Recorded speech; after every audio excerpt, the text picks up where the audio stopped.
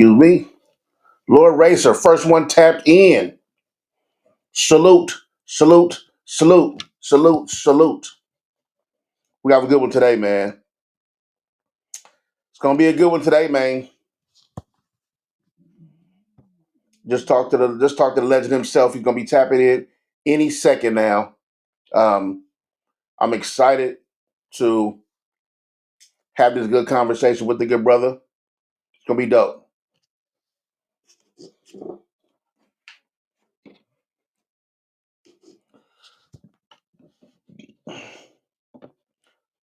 Okay, waiting for some more people to fall in. Okay, I see you peeking. Tap in. I see you peeking. I see you peeking. Miss Yvonne, I appreciate that. I'm looking forward to this conversation too. I can't front. You know. Hey, Lord Rachel, man, I appreciate that, man. For real, I'm excited about um, this channel and what's to come. You know what I mean? I've been having some really good conversations and talking to some really really cool people about things to make it better and stuff like that. And I still have my things to buy. Like, and I'm not worried about this over content. Like, I still got to get my desk and my mics and all that stuff. Um, and really make this look like something. But my thing is, let me get the content first. I make sure it's good content because a lot of people have all the studio stuff and they don't have good content. So I want to focus on the content and I'll piece together a cool little studio so I can match the visuals with the content and make this a much cooler house to chill at. You know what I mean? So I appreciate y'all coming through and appreciate you showing love and supporting me for real because I get excited doing these. I got another one I think I'm doing tomorrow. Um, Talk to one of my good friends. We're gonna do some dope. A really cool dude. I think we're gonna go live tomorrow. Tomorrow, if I'm not mistaken. So I'm looking forward to everything this channel has in store, and I'm looking forward to y'all going along with me on the ride for real. It's gonna be dope, man. How you been? How y'all week been? What you been up to?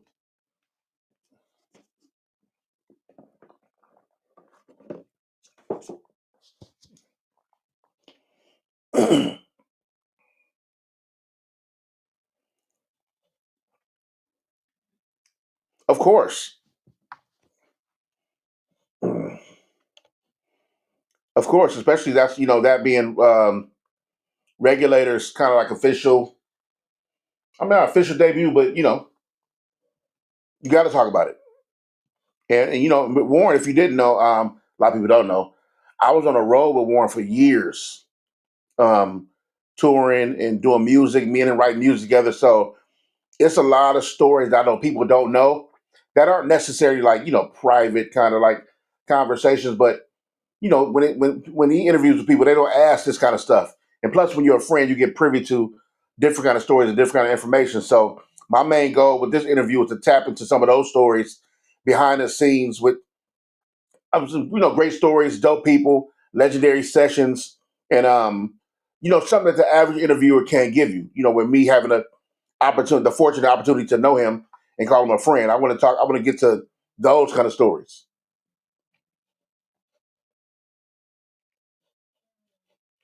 So I'm really looking forward to it.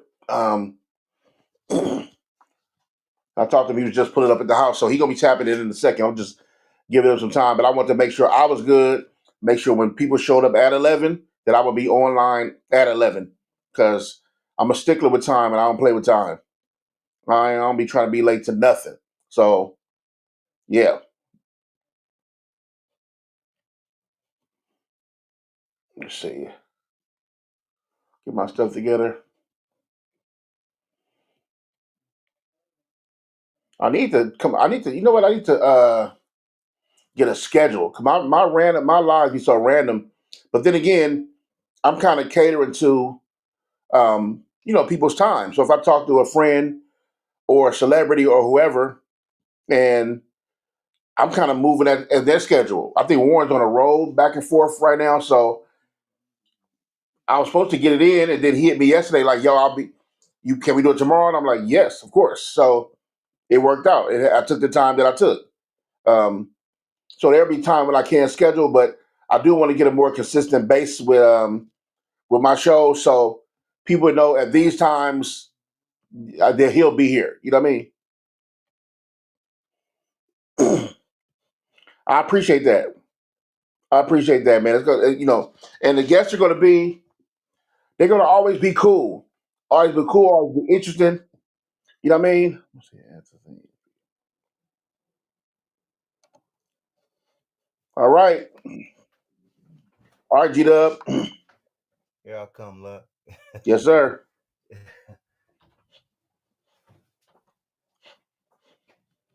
G Dub is definitely in the building.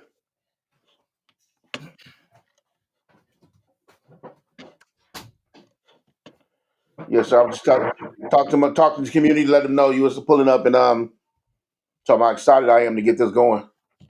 Yeah. Uh,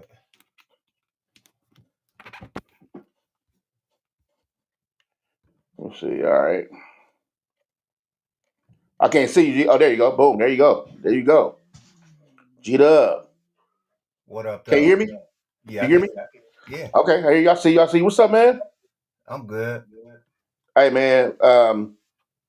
First of all, always when I start my lives and I talk to my peoples, the first thing I do is I make it a thing to give you your flowers right off the bat, That's right? good. So I want to say, first of all, Warren, you've always been a super, super dope dude, human being to me, and a friend to me. Thanks. When I was coming into the folds of under cats like yourself and Dog and all the homies, you really, really took a liking to me and embraced me like a brother. Took Yeah, me on the road, taught me a lot of things about recording, producing, yeah. and a lot of dope, legendary stories and tales, and I'm forever indebted to you for this stuff. So I appreciate you. You are a legend in his own right, not just a West Coast legend, a legend, a musical legend. Period. Um, you've your accolades is too much to even name all of them.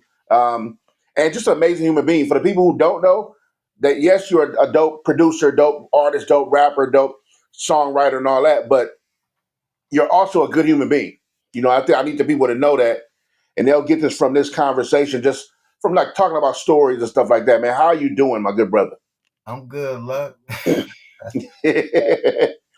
Were you on just, the road? just, yeah, I've been on the road back and forth. On the road, doing a lot of things with Sniff and Griffiths, BBQ sauces and rubs. Dope, dope. Uh, I got a lot of things going on. I got um, some things I don't want to announce yet, but Yeah. I got some good things going on with baseball. Oh, word. Okay. There's a lot of different avenues, and I'm still active musically. I got a remake about to drop with I Swear Vezo. Streets Ain't the Same remix. Me and him Dope. got the video in Georgia, in the Bluff, at the Bluff. Yeah, yeah. I see you out there on Instagram. I see you with the homies. Yeah, Yeah. cool. Um, Also, the Carter Six. Um, I got a record that's with the Carter Six. I'm Word. sure if it's there, if that's the one they're gonna move with. But if they Wow. coming Wait, out, so is this the first time Warren G and Lil Wayne? yeah, yeah. So Wow. that could potentially be a really big record for him and myself because it's Yes, a sir. really dope record. But if it don't come out on the on the Carter Six, it'll definitely be on my project. For sure. Because I'm slick Congrats on that. That's fire. and I'm still active. Yeah, Uh, you are. Hell yeah. What you mean? Your hands and your mind still work? yeah, yeah. I What you just mean? That's fire. Look, man. So, damn, that's dope. uh, I even okay. See, I love that. So people who know you as Warren G Funk Air, the regulator, right? mhm. But not knowing how much you've done. It's like there's the people who are fans of Warren G, right? And Mhm. then there's your music cats like myself who know all the outside production and people you work with and certain Yeah, kind of records that wasn't necessarily attached to you, that yeah, you produce with, songwriting, all that stuff like that. I yeah. think it's dope that we hear right off the bat that you have a record with cats like Lil Wayne. Hmm. especially in 2025, to Yeah. let niggas know to let look. I'm like I do this for real. It's Yeah. in me, not on me. You know what Yeah. I mean? So as far as me doing my production or writing whatever, I can do this till I'm gone. You Yeah. know, and at a high level, which I love the fact you're on the road. You just sniffing. Not only are you on the road doing music and sniffing Griffith, your other product. Your love, your passion, the love for barbecue and cooking and grilling, smoking, I right? got a grill coming out too. I don't want to blow that See, cover on that, but I got a grill coming. So all my barbecue fans and people that love to cook, it ain't just got to be barbecue people for sure. to barbecue outside of the chefery that you do, or regular people, whoever, anybody. Uh, I got a grill coming. That announcement is gonna come soon. I'm just trying to have my hand in everything. Yeah, yeah. Well, you Along, doing it, man, and I'm proud of you, man, because I get to sit back and watch the homie just keep on killing it. oh yeah, And be out the way. Cause and I say that because it's a lot of clown stuff be going on in the mix yeah, of just the industry in general. You know what I mean? yeah, Scandals and all kind of stuff going on for the so the fact that you can do all your business and be out the way, got a great family, beautiful family, yeah, raising dope kids and being a father also is an amazing thing to be. That should be championed more than the drama that happens nowadays in this game because I yeah. think that's super whack. I do want to start here. I'm going to start back in a day. I want to start young Warren. I Hmm. really want to start before G Funk era. I want Hmm. to start 213. I Yeah, want to start, let's start back when it was, you, Nate, rest in peace, my good brother, you, yeah. Nate, and Snoop, uh, coming up, just being young, talented individuals. What was your mind frame and on music then at the time? Was it that we wanted to be stars or legendary rappers, or what was going through your mind at that time, being young cats? We just wanted to make it, because Straight that up. was like an outlet, so we wouldn't get caught up in the gang life, or you know what I mean, Yeah, street life, gang life. That was an outlet for us doing music. So that's what we was focusing on, just trying to get out the hood. You know what I mean? So we would do uh, local clubs and stuff like that, building our mm, name.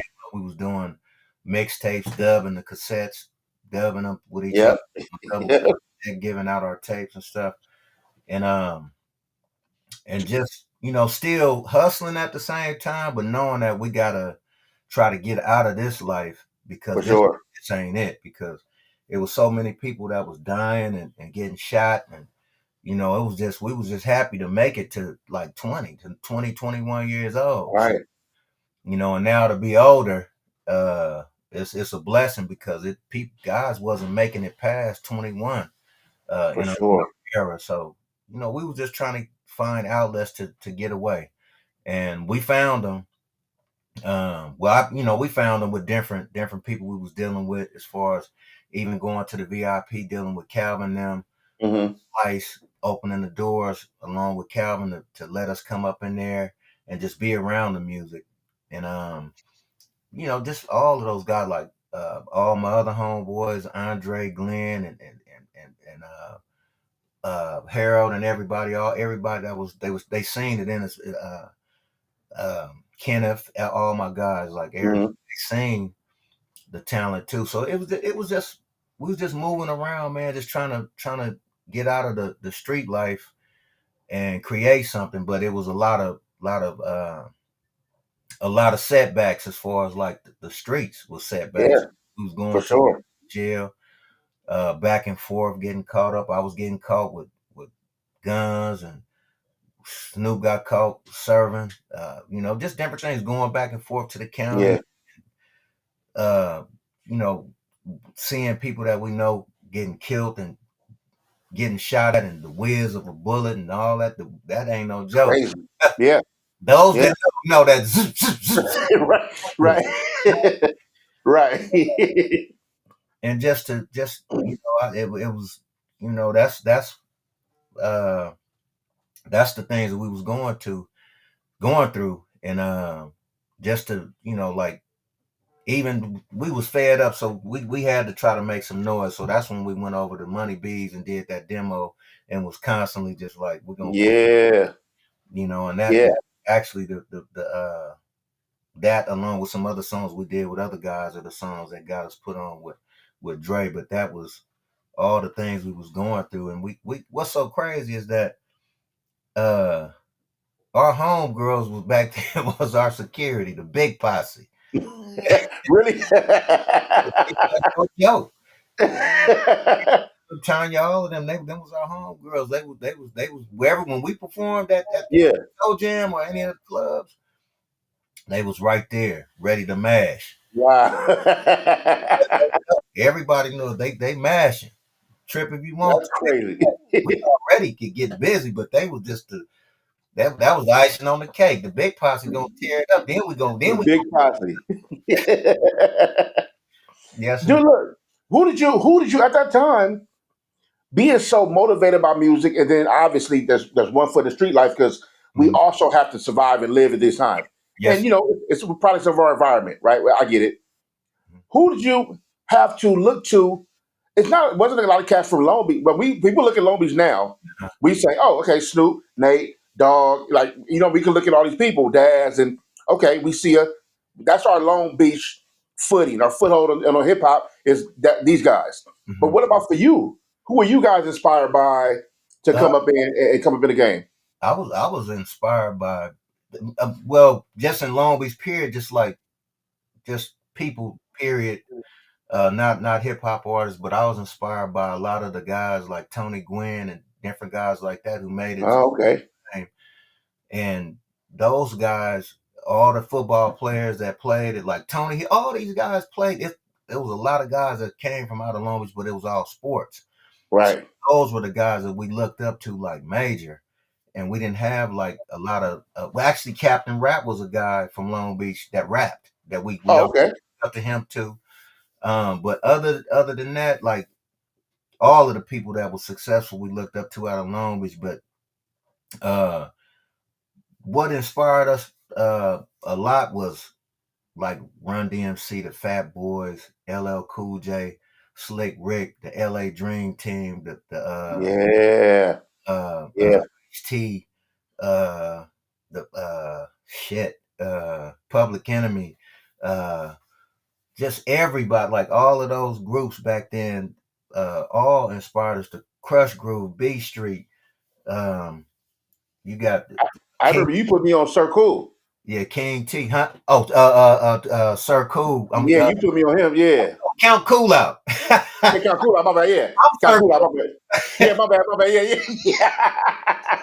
Yeah, Jimmy Spicer, Count Cool Out. right, Calcula. Yeah, Super Rhymes. That was yeah, I looked up to him, especially my style is kind of like I ain't like bite his style, but that like I got that kind of flow inspired. Yeah, inspired by Jimmy Spicer, which is Count Cool Out, Super Rhymes.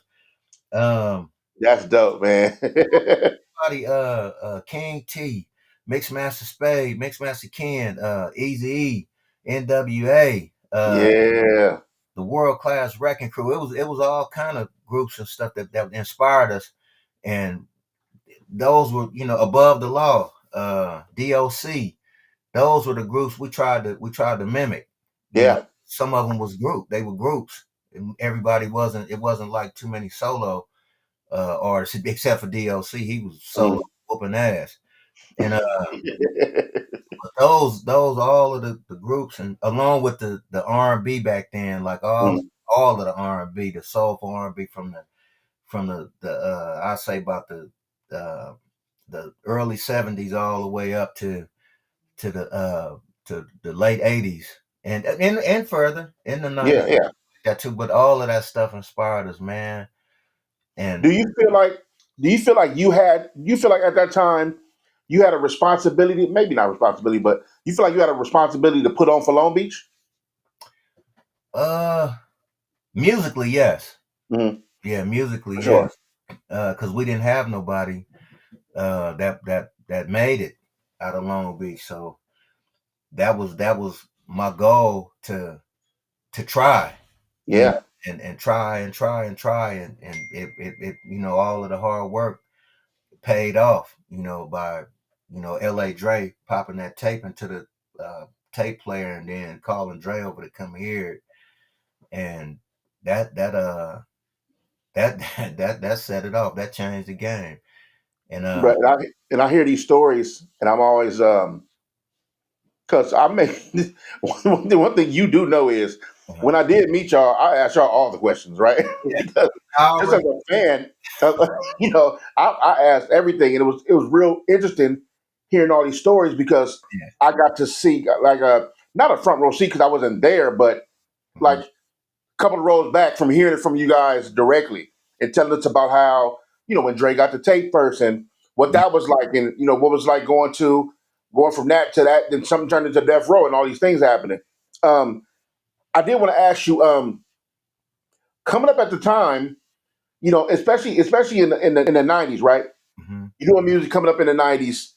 Um, I mean, I guess this question would be jumping because I was going to ask you, what was it like coming up in the '90s, and then you were operating essentially outside. Now we didn't know at the time, the Mhm. civilian, we didn't Yeah. know that you were operating outside of death row, right? Yeah. Yeah. Now we're gonna get there because I do want to touch on that. And I'm gonna go back there, Oh yeah. but we have to start from.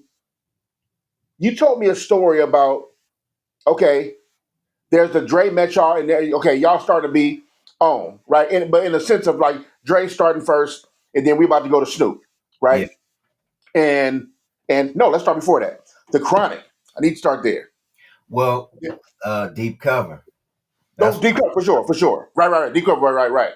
yeah. Okay, let me from deep cover. Did you look at that like it was a championship for all of us? Yeah. Hell yeah. Shit. If if Snoop make it, shit, I'm gonna make it because that We own. and I brought him to the game. So if he make it and do his thing and blow up, shit, I'm right there with him. That's my For best friend. sure. Hey, it was a championship for all of us, for Snoop and Dre, and for everybody that was around. And I Hmm. never heard when I heard deep cover. I never heard because rap was such a, especially for being hearing it majority from the East Coast, right? It Hmm. was such a like kind of like a not necessarily aggressive, but you know, animated, louder kind of. And then you hear the skinny dude with a low kind of voice Uh-huh. sound calm, but it's gangster though too. Yeah, We just wasn't used to that. yeah, You know what I mean? And we not knowing the sound that y'all about to usher in, yeah, right? we're yeah, getting we're getting deep cover, but then that like what's coming behind that is Dre melodic but funk, and then the G Funk era sound is about to come in, ushered in right behind that. yeah. So, but I did want to talk about there's a box you have, and we talked about that at the studio. There's a box of records you have that there's all the samples of the records you are finding for the Chronic. Uh-huh. A Yeah, lot of people don't know that you were finding a lot of those samples and stuff behind these records yeah, and doing a lot of digging in the crates yeah, because they can't forget that it's this DJ. You're a yeah, DJ. They yeah. can't forget that part. Yes, sir. And how much you, Dog, I'm not sure Corrupt at the time. I'm not Mm, sure how much you let me know. How yeah. much y'all contributed to the Chronic Now, at Corrupt that was time. in that time. Okay, Corrupt. Corrupt and all and how much y'all contributed. Uh, Once I did the demo on Corrupt and Dre and Suge signed him. Wait, you did the demo on Corrupt? Come on, Luck. I gotta say this again. Now, Yeah, nigga, what? Wait, I did not know. Oh, love. no, Wait. and let me clear this up at the same time too, because Okay. uh, motherfuckers is talking about acting like I'm talking greasy about Big U, and I don't do that type of shit. Niggas know I don't Sure. talk greasy about no nigga. For I'm sure. just telling the story like how I know it. For sure. He was involved with Corrupt. I didn't know. All I Yeah. knew was Lamont, Broomfield, and them that was associated with Corrupt. I didn't know Big U. I didn't know who he Mhm. was. I didn't know him or none of that stuff. And I did an interview where I said I put Corrupt on, which I did. I Yeah. did the demo that went to Dre and them that got him signed. And I didn't know nothing about them being connected, and For sure. it's all good. So I ain't, The truth is the truth. motherfuckers try to act like I'm talking shit saying Oh, he in jail now. You want to speak, nigga? I've been said that story on other platforms way before he was locked up. You People know, need a reason to be miserable. yeah, and I don't get down like that, and I don't kick nobody when they down, and I never have, and I just don't do that. Period. I know that nigga. That's my guy. He For cool. sure. He never done nothing to me. Shit. Right, right. uh, but all that shit. I just had to clear that up so motherfuckers stop with that bullshit trying to Yeah, start shit. I'm telling facts. Like I said, I did the demo for Corrupt. Him and Snoop was battling at the Roxy. Diamond came. He asked Diamond. Diamond, you interview Diamond, she'll tell you. yeah, for sure. My homeboy Corrupt is dope. He'll battle anybody, banging on us. Got down on one knee, all of us in a circle. You know how niggas do it. We get in the Yeah, circle, start busting. Corrupt busting, Snoop busting. Wasn't no winner because they yeah, both was hard. yeah, So yeah, ooh, ooh, ooh, ooh. They back and forth to where the security dude's like, y'all get the fuck out of here. Y'all gotta go. Yeah, I said, I got to get this nigga number. So I went and got his number, got that number. I said, man, I'm gonna get at you. And I wasn't even like, I just thought he was dope as fuck. I said, I gotta right. get with this nigga because he dope. So I brought him up. That at that time, Dre had let us move with him. Uh, I called Corrupt 2 or 3 weeks later, told him, man, come up. I want to do some music with you. He and came up and he had songs he had done already. And we had to, he listened to the beats, he chose which ones he wanted to rap on. So, like I said, I had the cassette deck was routed into the board, the mic was routed into the board, so I could hit record on the tape deck and the mic Yeah. go through the board and right into the cassette deck to record. Damn. One take, Charlie. Couldn't do nothing else. What more can I say? Wow. First records that's probably the record that got him put on. Uh, what more can I say? It was a really dope record. And I'm gonna find it. I think Corrupt might have found them, uh, so people can hear it. And Yeah. Hell yeah. Dre and Suge. All right, now I took the demo to Dre and Suge, and they signed it. They signed it. Wow. Daz, like Daz was that's my guy. Back then he was younger than us. That was my little guy, my For little sure. brother. For sure. For sure.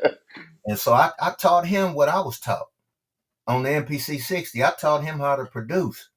And so Damn. another component that came in. So he started going ham. He started doing this and doing that. So it was Man.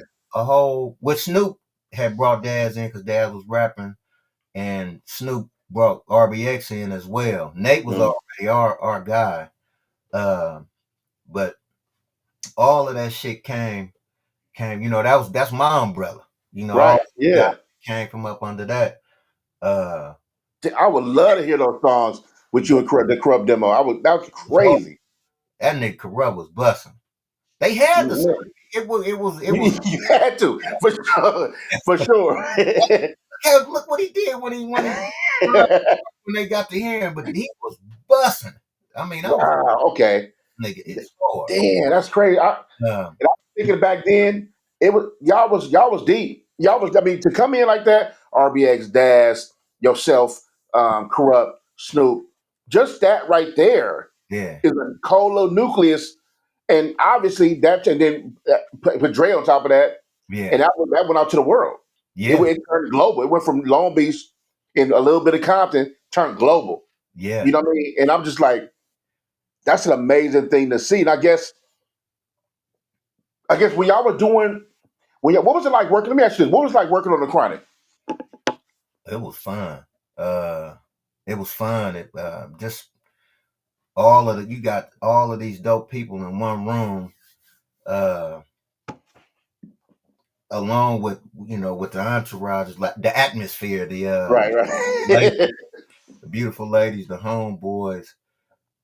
Uh, we got bud, drink. It was like a party, and like a lot of the concepts for the records that we was doing was inspired by the sessions. Atmosphere. The atmosphere in the sessions. Something to come up like ain't no fun. How not ain't no fun, but like the D's nuts, which I say that just came out of the blue, like off us being in the studio talking about D's nuts, like Hey, what? These nuts? Hey, Right. I'm like, what? These nuts? So I told Dre, turn the mic on one day, and I got my homegirl. I got her. I caught her and caught her slipping. And that's how that skit turned out. But we would just have fun. Uh, and everybody was in there to support each other. Like if Dre had a beat on Snoop and DOC are right, or Mm. Snoop and RBX are right, or DOC and RBX and Snoop are right. You know what I mean? And me and Daz would be on the drums. I'll be pulling up samples. I'll sample some stuff. I'll play it for Dre. Like, listen to this. Or, just it was a collaboration of just Yeah. love, a lot of love and just fun, everything. And then a lot of it was inspired by the riots. Cause we was working on the Chronic, but when that happened, that just took the shit to a Yeah. whole nother Well, I mean, what was it for you mentally? What was that? Why did it turn? Why did it change? You think at that time? What happened? because everything that was going on in the streets. You had the peace treaties, you had Bloods and Crips. I even played. I'm in the Nickerson Gardens, with in the Nickerson Gardens, Long Beach, in the Nickerson Gardens, playing the Nickerson Gardens. You know, Wow, playing them and a lot of the OGs that was there. Y'all know what I'm talking about. We had a good time. It was that's fire. wasn't no fights. We brought a big old thing of 40s. Uh, Passed them out. Everybody drinking, have a good time, barbecuing. Wow. That inspired us, and then even the Rodney King getting his ass whooped inspired us. As far as this, motherfuckers is tired of that shit because that was a lot of that was going on around that time. It just wasn't being publicized. I Right. had my ass kicked too. I got beat up while I was active already. I just did endo smoking. That was bubbling. It was on top. And me and the twin got arrested. I got arrested in front of the glass brand, being active. Uh, it was a dude tripping. Uh, and went to the trunk. As soon as I went to the trunk, the dude was like, "Look, he got a gun." So Damn. they immediately snatched my ass up. I don't know what they took the twin for, but they gaffled me up. We got in the car. Boom! Boom! I was like, oh my God. I'm like, what the fuck? Damn. Boom! Just dogging me. Uh, Duh. but I mean, it Wait, you mentioned um Indo Smoke. What year was Indo Smoke drop?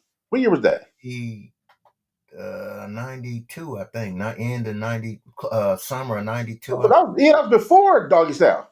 That was before Doggy Yeah, Style. Doggy Style before. That was right. Dog. That was, That record right there. yeah, Indo Endo Smoke. came in right around 92, 93, somewhere in there.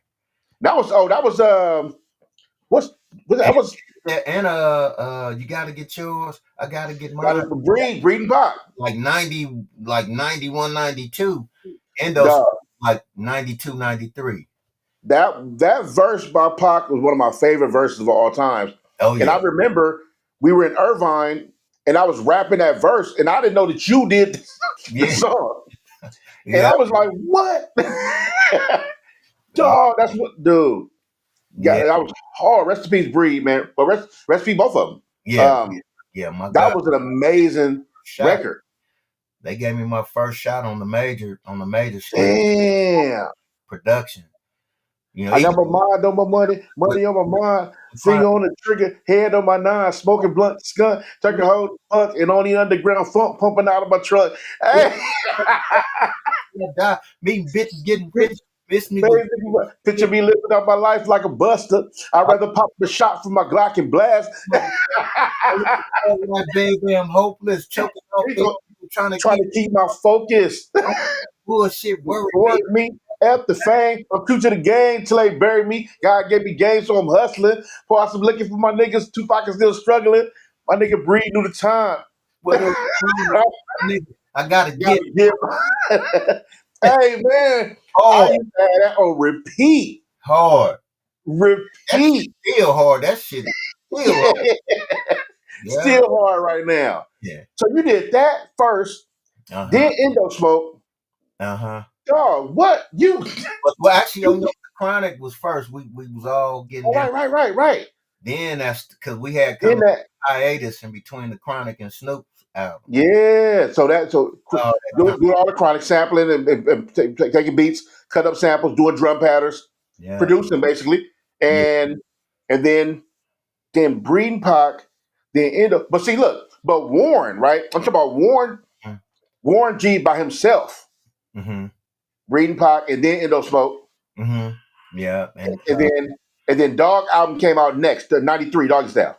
Yeah. Well, Endo And Smoke opened the door for me to get a deal with Def Jam. That opened up that now door. look, now let's talk about that, right? So at the time, like I said, civilians, us, we didn't know. We just assumed, oh, they're all from Death Row, Mm-hmm. right? And obviously, you would think, oh, they're all Death Row, Yeah. and we didn't know. And for the people who don't know, now we talked about this obviously, but Mm-hmm. for the people who don't know, how did Warren get signed to Def Jam? But he was with all these dudes, Dre, Snoop, and all these dudes. So what happened there with Well, that? like I said, it was kind of like a hiatus in there, and that was around the time what we had did the Chronic. They was going on tour.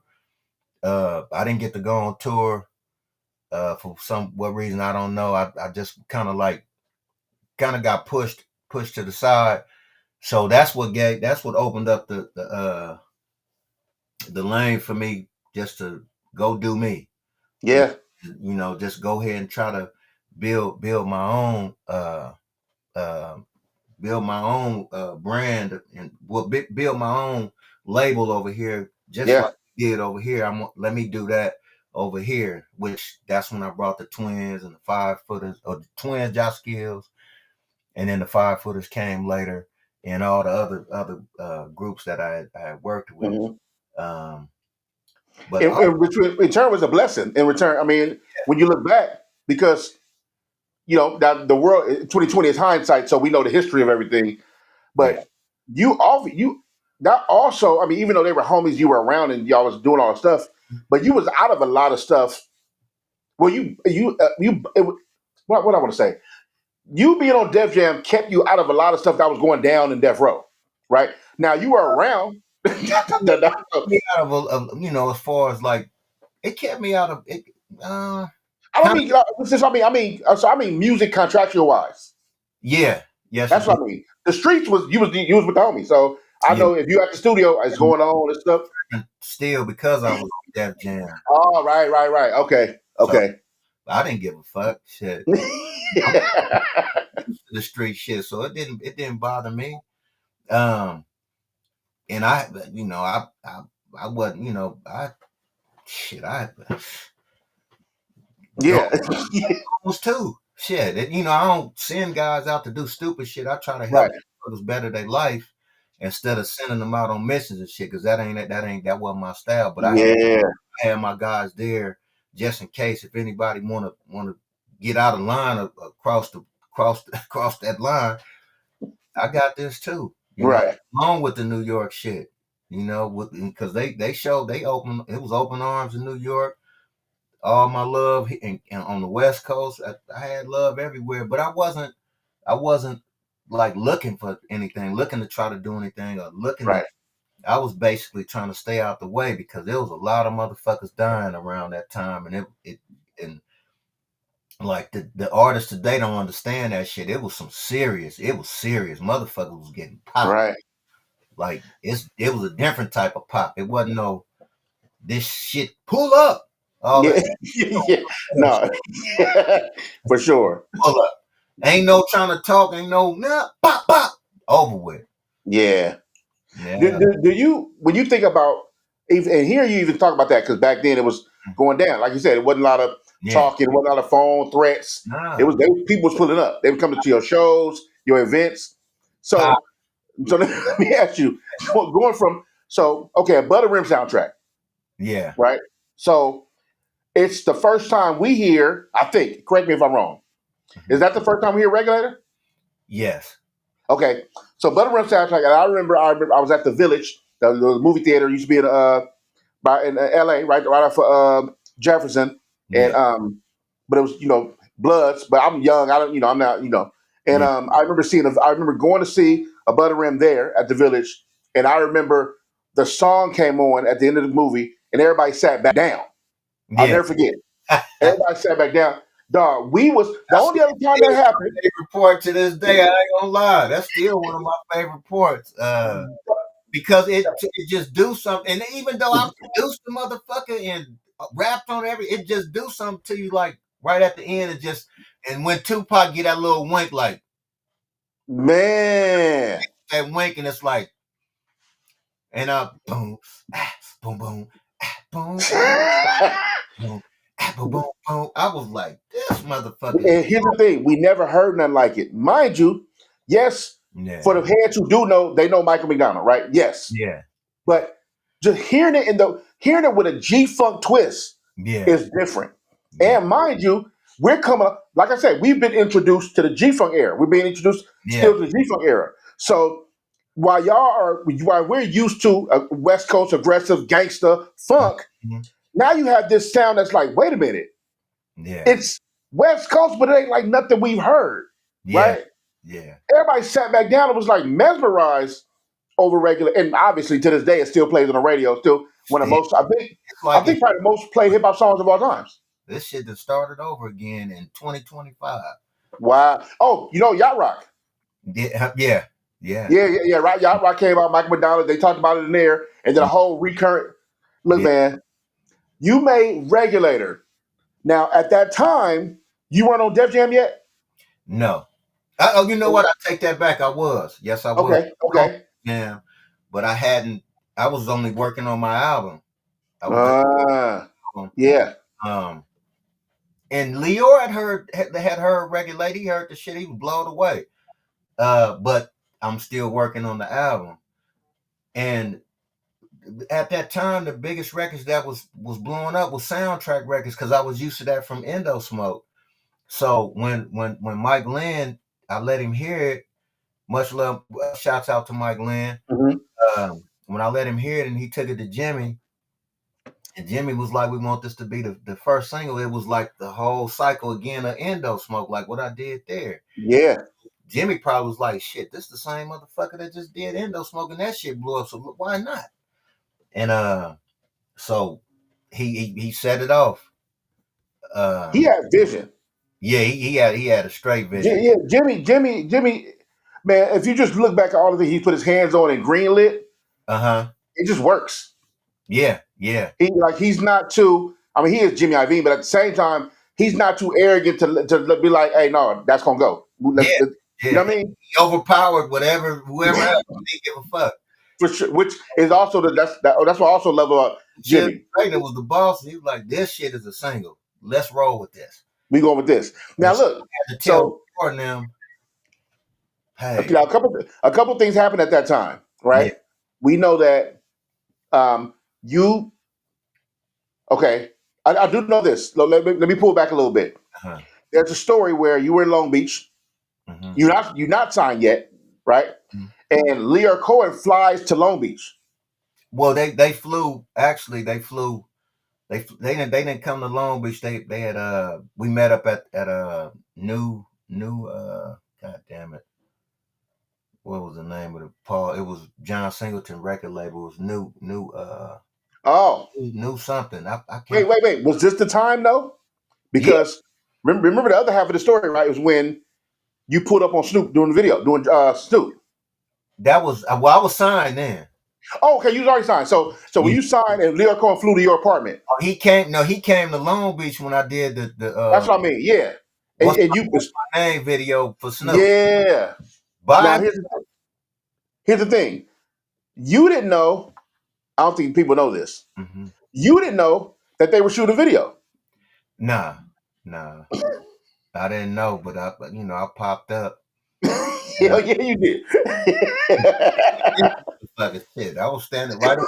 I got on a blue, button down with some blue jeans on. I wasn't kind of bummy, but shit, I was in there.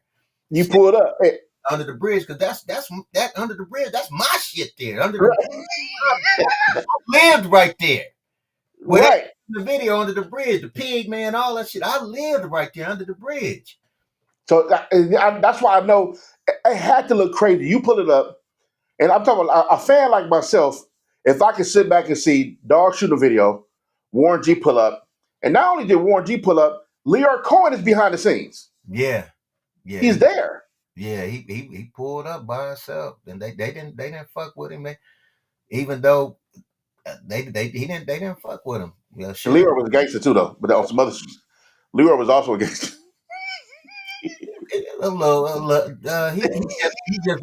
He know how to talk like Yeah, but look, no, I take that back. He is he got him. Yeah, he had some other shit with me. One time, was like, what is this? They speak English. So crazy, but they was with me every step I moved. right. Do you I want to bring that up because back to Regulator, Above the Rim soundtrack. Mhm. Now they essentially you start off with Snoop and all them, the homies, these homies, Yeah, and then they didn't sign you to Death Row, uh, which they could have, yeah. because who wouldn't have done it? If I was you, I would have did it at the time. We all would have done it, I right? wanted to be on death row. For Shit. sure, for sure. That didn't happen. And Yeah. then now, Regulator is on about to be the lead single, or is the lead single for the soundtrack of Butter Rim, Uh huh. and it's a smash hit record. Yeah. So I know there had to be tension at that point. Mhm. Some more tension because, well, what happened? Warren over here, Def Jam, West Coast from Long Beach. How y'all let that get away? He got the biggest record at the time, right now. And Yeah. what they don't know is for the future, it's about to be one of the biggest hip hop records in radio history. Yes, They don't indeed. know that, Yeah. right? So what was it like navigating the offices at that time, being that you weren't a part, but you the homie? Uh, And it's crazy because you ain't the homie, the square homie. You the yeah. homie that's with whatever y'all want to be with if you own that. Yeah. Right? They got Yeah. to deal with you and your people. So Yes. what was it like navigating the offices at that time, or just being in studio sessions? Was it weird or was it cool? Uh, I went. I actually didn't. I just used to go see Dre. Like Yeah, around that time, he was at Record One. But any of the other sessions, I actually, you know what, I was Doggy Style album. I was on those sessions. That's how we did. Ain't no fun. right. Session. It wasn't no static really. It should was up there. A lot of people's up there, but Mm, it wasn't no static. okay, okay, Went in there and shit. They was like, Warren, you got a verse? I said, hell yeah, shit. So I started writing. Oh, ain't no fun. And I used to pop in. I wanted to produce on Doggy mm, Style, but I didn't get a chance to because I was busy with my record, yeah, going back and forth to New York and stuff like that. And I wanted to produce. I wanted to do shit, all of that motherfucker, if I could have the Doggy Style for sure. record.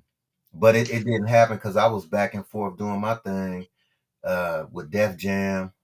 But the studio sessions, it was cool. The tension part came later on. I don't know. I guess um, mainly from a source interview that I did, and along with all the success that I was having, the tension came Mm, because, and I felt like that. I really felt like this. I was like, shit, I made Death Row. That was my shit. yeah, I made the shit, and but I didn't mean it like trying to take anything away from Dre and Suge. But yeah, brought these niggas here. They came through me. for Then sure. Jewel and Rage came through Suge, well, through Dre. And so I felt like that's my shit. I made that. Them my guys. That came through me. Right, My shit. That's my branch of the tree. That's me. I did that. So real talk. that's how That's I, a fact. so I guess that caused some tension. And but I didn't give a fuck. Shit. I wasn't over there no way. Shit. So I didn't give I just kept doing my thing, but still keeping contact with my guys, which is Dre and Snoop Dogg, Corrupt, RBX, Rage, Jewel, Nate Dogg, all of them was my them was I stayed in contact with them. Right. That's my family. They my folks. And what's the trip is that I tried to get Nate signed with me over at Def Jam. I had a, a bag for him, and Hmm. she'll beat me to the punch. Man.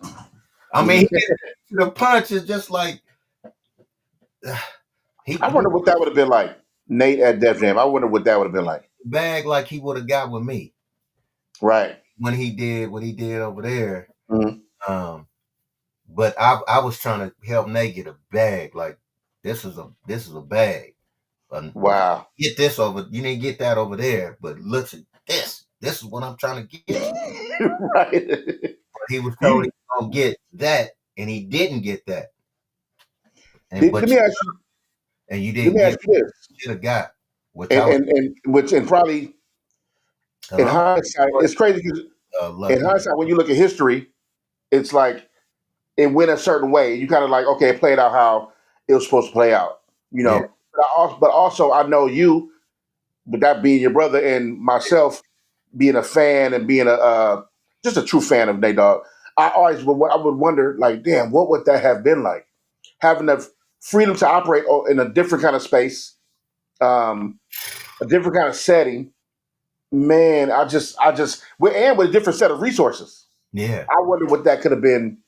That could have been something really, really big, yeah. you know, Yeah. being It's over there. kinda went. It still kind of went that way because remember he started he Pharaoh Monch, Yeah, uh, right, uh, right. Ghostface now. Ooh, Yeah, ooh wee. yeah, Uh, hits. Ludacris, Eminem, and, it still took off like he Yeah, still he is who he is. So hit records, all the hooks. that he Wait, had what's to that? get his paper outside with Right, without right. to Yeah. get his shit cracking. Let me ask you this: what inspired the G Funk sound, and how do you think it resonated with the people? Because it did, but was that intentional for you? Do you knew that you were kind of creating this kind of thing, this mood, this sound? Was it something y'all was intentionally trying to do? Era. Everybody, like I said earlier, all those groups, they all inspire me, but a lot of it, like the because I say chords, strings, we brings melody, and that's G something Funk.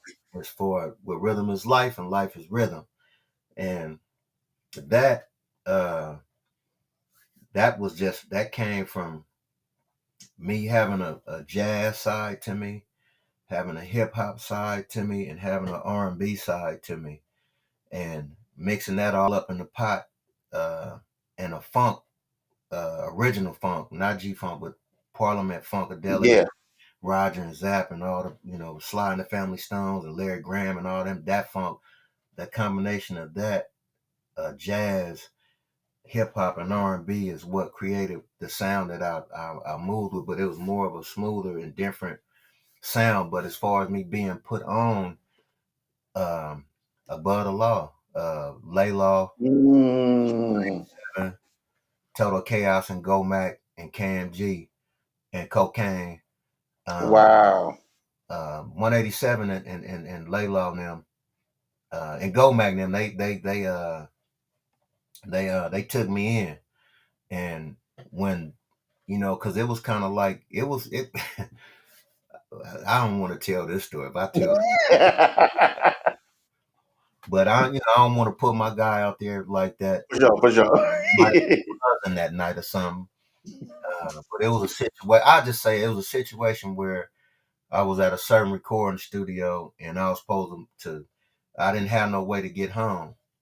And um, I walked from the studio I was at all the way to a street 14th and Rose on the east side of Long Beach. And at that time, it was a black and Mexican thing going, Okay. gang bang shit like that. Like I could have got Yeah.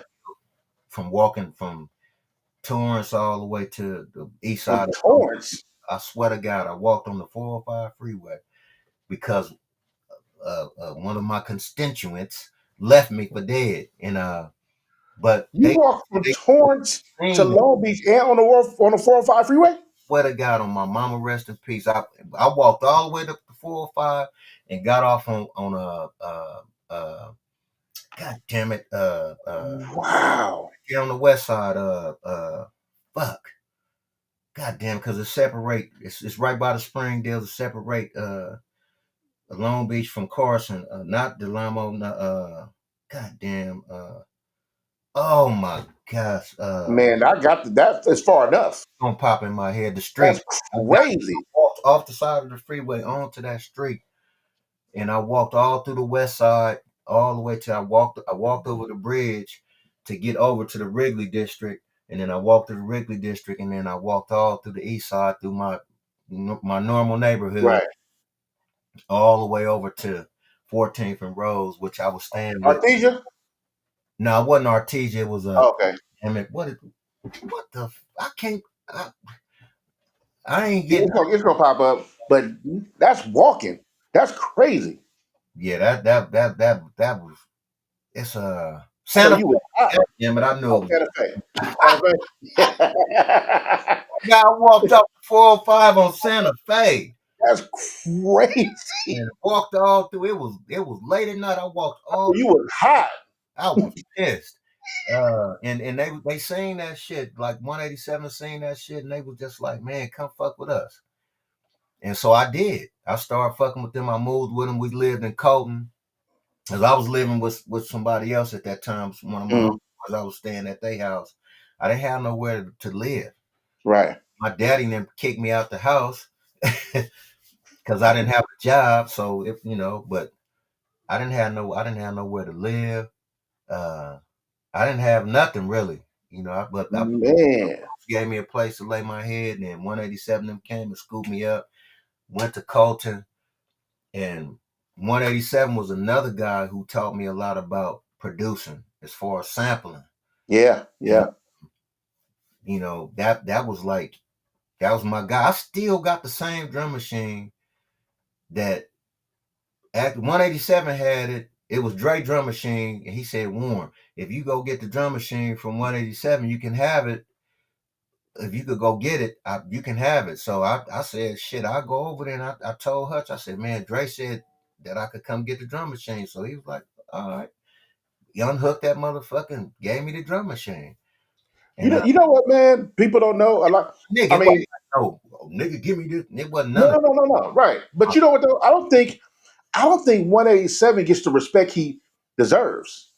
Dope. That nigga is dope. Every time I hear, well, they legend in their own right, but every time I hear another legendary story about whether it's Dre, Quick, somebody, like you telling now, Yeah. 187 name is always brought up on how he just kind of like was ahead of his time. Was like he was a genius in what he, and I Gene. don't think it don't get celebrated enough in as far as at least as far as West Coast history, West Yeah. Coast rap history. You Yeah. know, Yeah. damn, that's crazy because I keep hearing his name, and Mm-hmm. I'm like, and I know the story. Obviously, I knew their records because of what they put out, but I Mm-hmm. know the history behind the scenes because their story hasn't been marketed or told in the kind of way like, for example, Warren G story has been told, or Dre or Quick or whatever.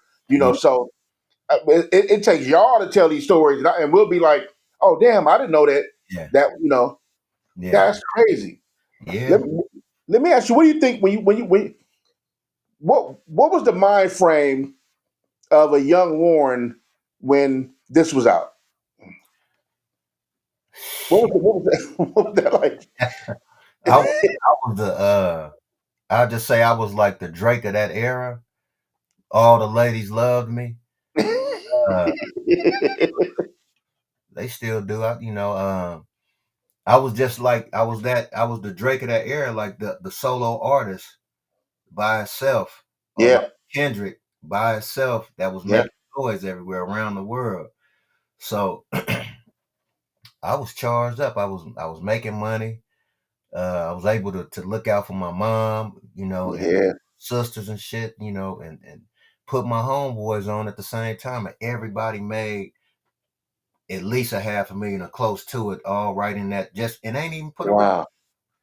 Right. And they got record deals. I was paying all everybody that was with me. I was paying them on tour, making sure they ate. I even took dudes off the street, took them overseas, changed their life, and from that point on to now, their life had changed.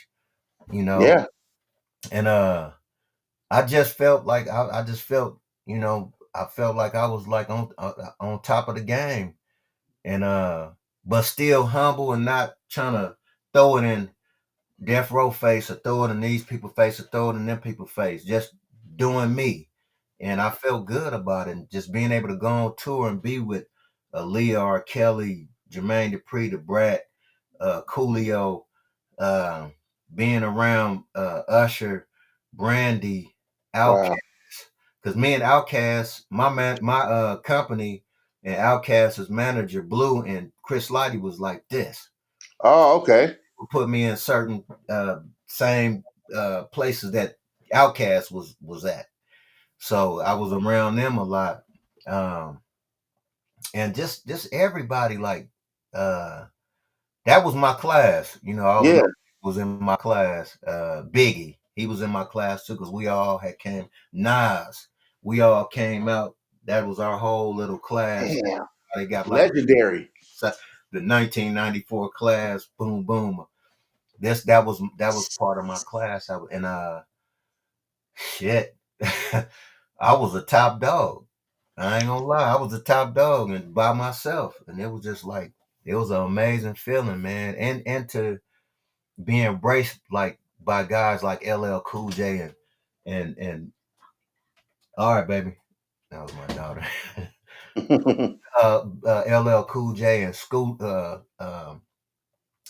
D and Kumo D and like just all the OGs Yeah. from back in the game just embraced me. Grand Pooba, that's my nigga. We in the club partying every Wow. because we was huge fans of Grand Pooba, Special K, uh, Big L, and them, all of them, everybody, King T, uh, Mixmaster Fade, all of them. And, and would you say Def Jam was partially responsible for you even having that reach to be on that side and kind of meeting tons of people? I know, mind you, I know y'all was Definitely, but you had to physically yeah. go I over there and deal with it. outside though. Even though I was with Def Jam, I was Yeah. outside. I wanted to go out there for myself to see like what's the vibe, what's the Now get it. look, you told me a story. Everywhere I went, it was Look, an over. example. You told me a story. You said when you first got to New York, and I want you to tell the rest of the story. You said when you first got to New York, you get a call. You in a hotel room. I think you and the twins. I'm not sure. You get a call. And LL Cool J. He said he was downstairs. How was that? What was that? What was that feeling like? LL, it being LL, because you're a fan of rap, so Yeah, you got to be a fan of LL. Who wasn't, I didn't right? believe it. I didn't believe it until I got down there. And when I got down there and seen it was really him, I was like I turned into a straight groupie.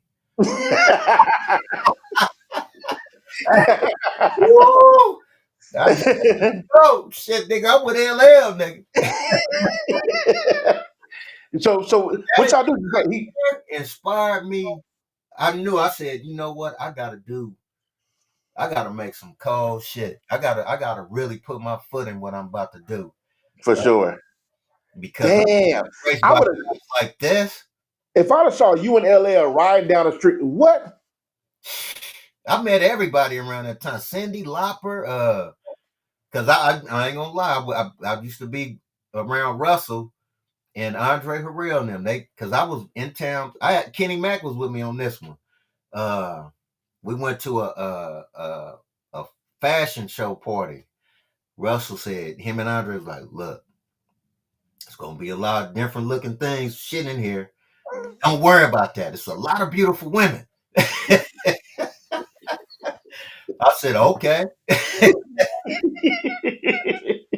And we went in that motherfucker. It was all kind of shit. Beautiful women everywhere. It was like stars that like I said, I bumped heads with Cindy Lauper and Madonna. People like all was everybody. Wow. And so me, Kenny Mack, Andre Harrell, and Russell. Andre Harrell's a good dude. I don't know always was solid with me. Yeah. Rest in peace, man. He was always solid with me every time he was in LA, and if I was around or an event where he was at, Mhm. hey Warren, you got some of that bud? I'm like fucking ass out. I, but he used to always game at the same time. We'll smoke, but then he'd give me game. Warren, you should do this. Da-da-da-da-da-da. So I could see how he helped Puffy blow up because he would give me knowledge, a bunch of knowledge. This game, it wasn't no shit, a freak off shit, and none of that shit. Just like Yeah. real big homie to little homie type shit. Mhm.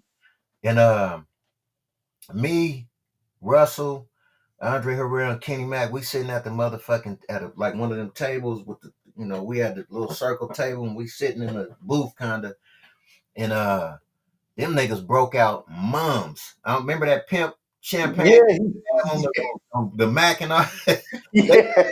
mums looking like these niggas drinking the pimp shit. That and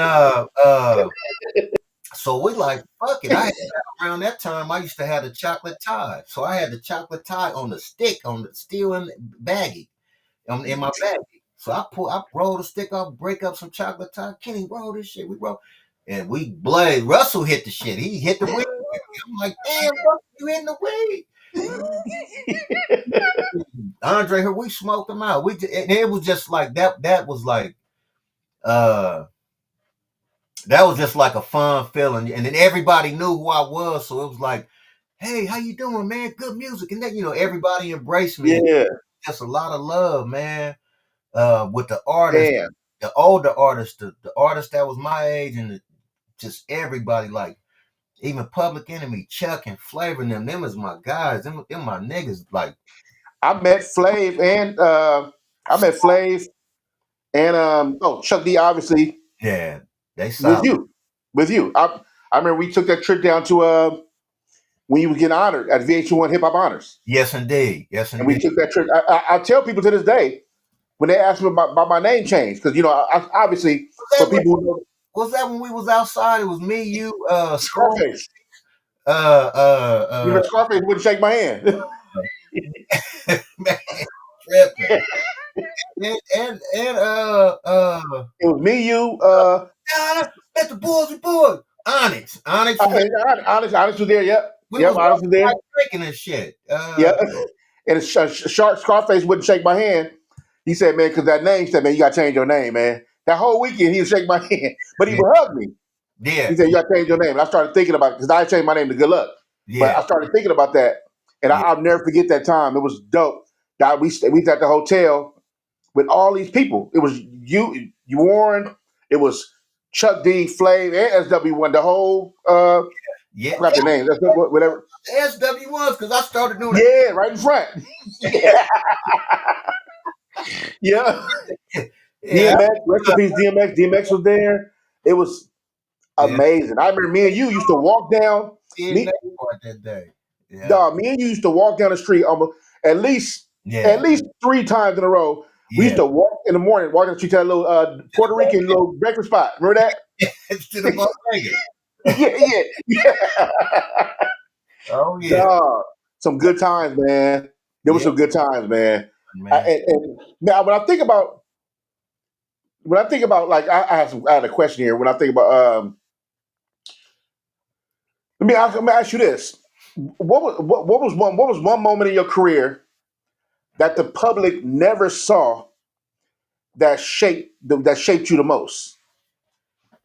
Oh, Something you can talk about, obviously. uh, just anything. Yeah, just something that had a profound effect on you that shaped you, changed you, whatever. Just something. Shit, doing the chronic. Huh. Yeah, doing the chronic. Yeah.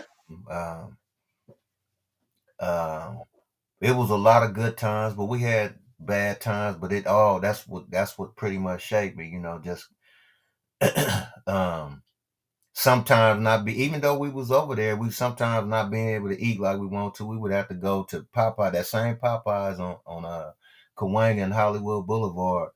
We used to go there and get us a chicken breast special, chicken breast. It was chicken breast, a wing, and some fries and a soda.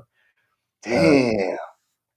and just that whole thing shaped me, and just still like saying to myself, I want to be able to go over to,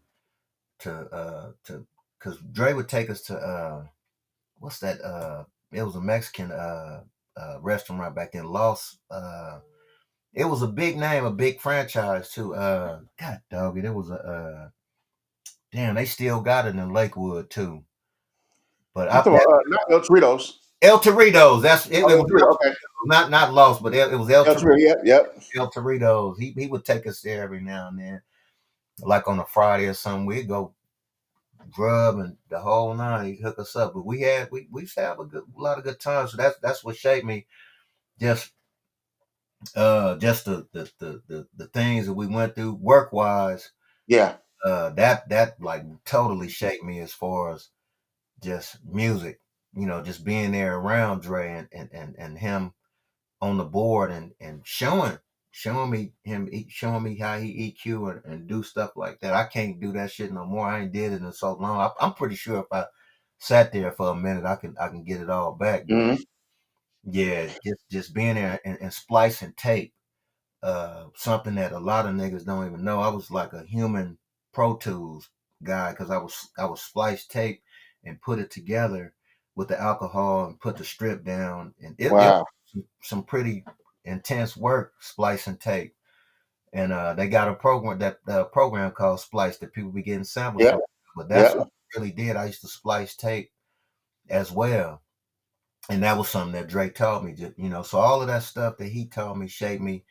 He didn't teach me everything, but the basics of production is what he taught me is what a lot of that shaped me in my career. Um, shouts out to the good doctor, my sensei. Yeah. That, holla at me, nigga. One of these days, get at your boy, man. Holla at me. Let's hang out. I don't want nothing. Hey, I do want to talk about Hey. one thing that needs to continuously be told. Hmm. One thing that needs to be continuously told is your G Funk era. Hmm. Well, Warren G in general Hmm. literally saved Def Jam, Straight up. and it's not even. It's not even. I'm not even saying it for the people who don't know. Yeah. I'm not saying it like a metaphor. I don't mean it metaphorically. I'm talking about he literally put the got Yeah, the building out of the red back into the black. indeed. Talk about that time and how that happened for the people who don't know. I actually didn't know. They Oh, you told didn't know? I didn't know, but they told me after we started getting success, they Mm, were telling me like Warren, like even the people inside, even Leor and them told me, but the people around, like the Kevin Louses and the Mike Kaisers and the Julie Greenwalds, and mm, they all bosses right now. All of y'all holler at your boy too, man. I'm still here. Ain't nothing changed.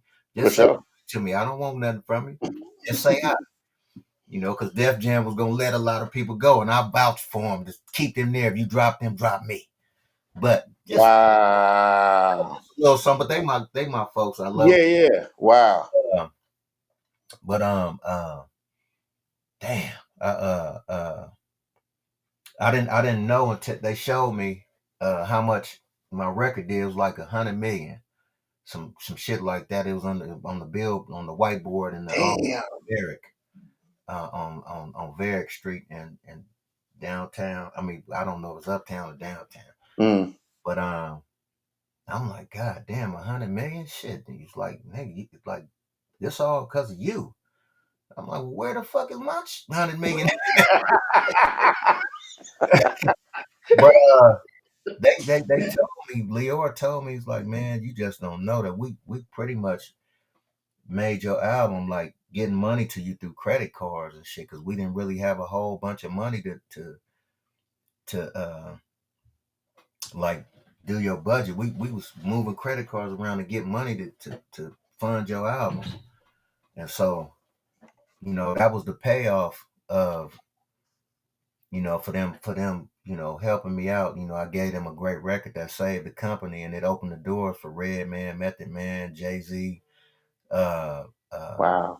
DMX, Case, Foxy Brown. Uh, Nikki D was there already. That's my homegirl, Nikki D. Yeah, yeah. Nikki, LL was already man. Um, And as I heard it, they have boxes. I heard there were literally boxes packed hmm in certain right. They was like really about to be out the building. yeah, yeah, and it Damn. around. Uh, it turned around fast. It just out of nowhere, it just turned around. You know, once Regulate blew up, and then we repackaged it and reserviced it, it blew this company up after blowing this company up. So Yep. of Death Row, I did that for y'all, even though I'm not with y'all. But now I got to go over here and do this for me. So now For we sure. over here, and then I did that and built my stuff over there, on my own, and that shit worked out, man. And I'm just like, I'd be like, damn, because I ain't, like once I always tell people I'm not a bitter motherfucker. I ain't into that bitter shit, but For sure. For sure. I was just like UMG. Uh, I did that. You guys are $1 billion company right now. Just say, Warren, this is for appreciation for you doing what you did for this company, for this company to now to be $1 billion business along and within our system. Here you go. Take your masters, man. Live off your shit. Which Yeah, man. I still live off of all my stuff. I still, I make money, but that's different. Yeah. If I got all of that, then from what I get, I can imagine what they get. I don't get like a whole big ass bag, but it's decent, and it ain't, it helps. Is And there reversion I'm in that activity? stage right now. I did Okay. 4 years before it come back for my master publishing come Oh, back. good. Okay. Uh, Okay.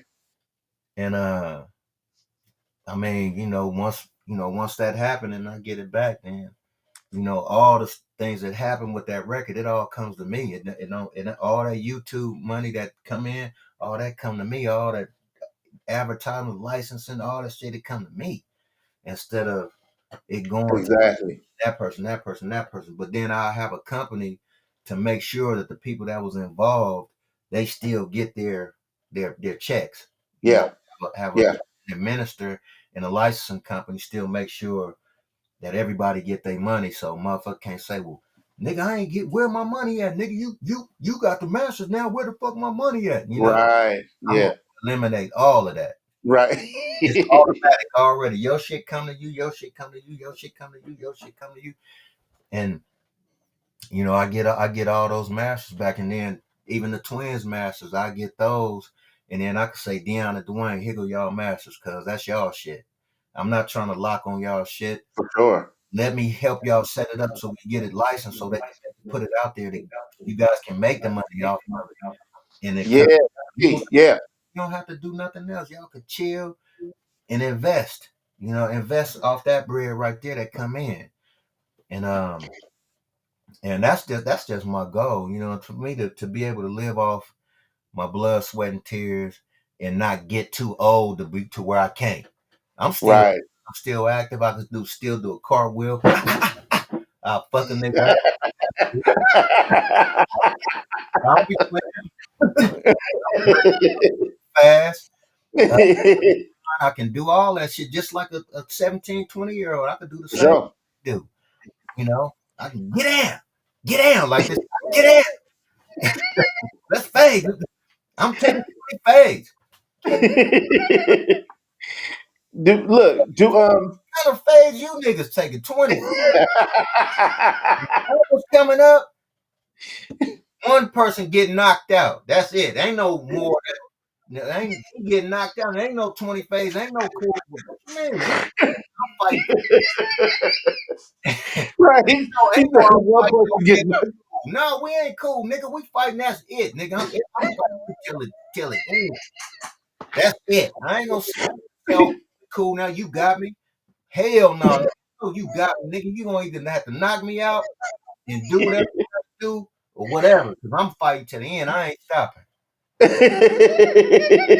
gonna have to rap at me. You gotta rap. I ain't getting ready to do all that. Hey, hey, what you one mean? thing I Phase? one thing I forgot to ask you. Somebody reminded me of it, but we did talk about the beginning stages of 213, but I did want to know what was it like being on the road. You know, the new 213, not new like it was new people, but the older you, Snoop and Nate, being on the road, putting out albums, classic albums, I must say too.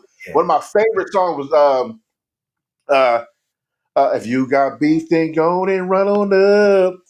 Don't you worry about nothing. Half of y'all ain't nothing but bluffing. That right there was my joint.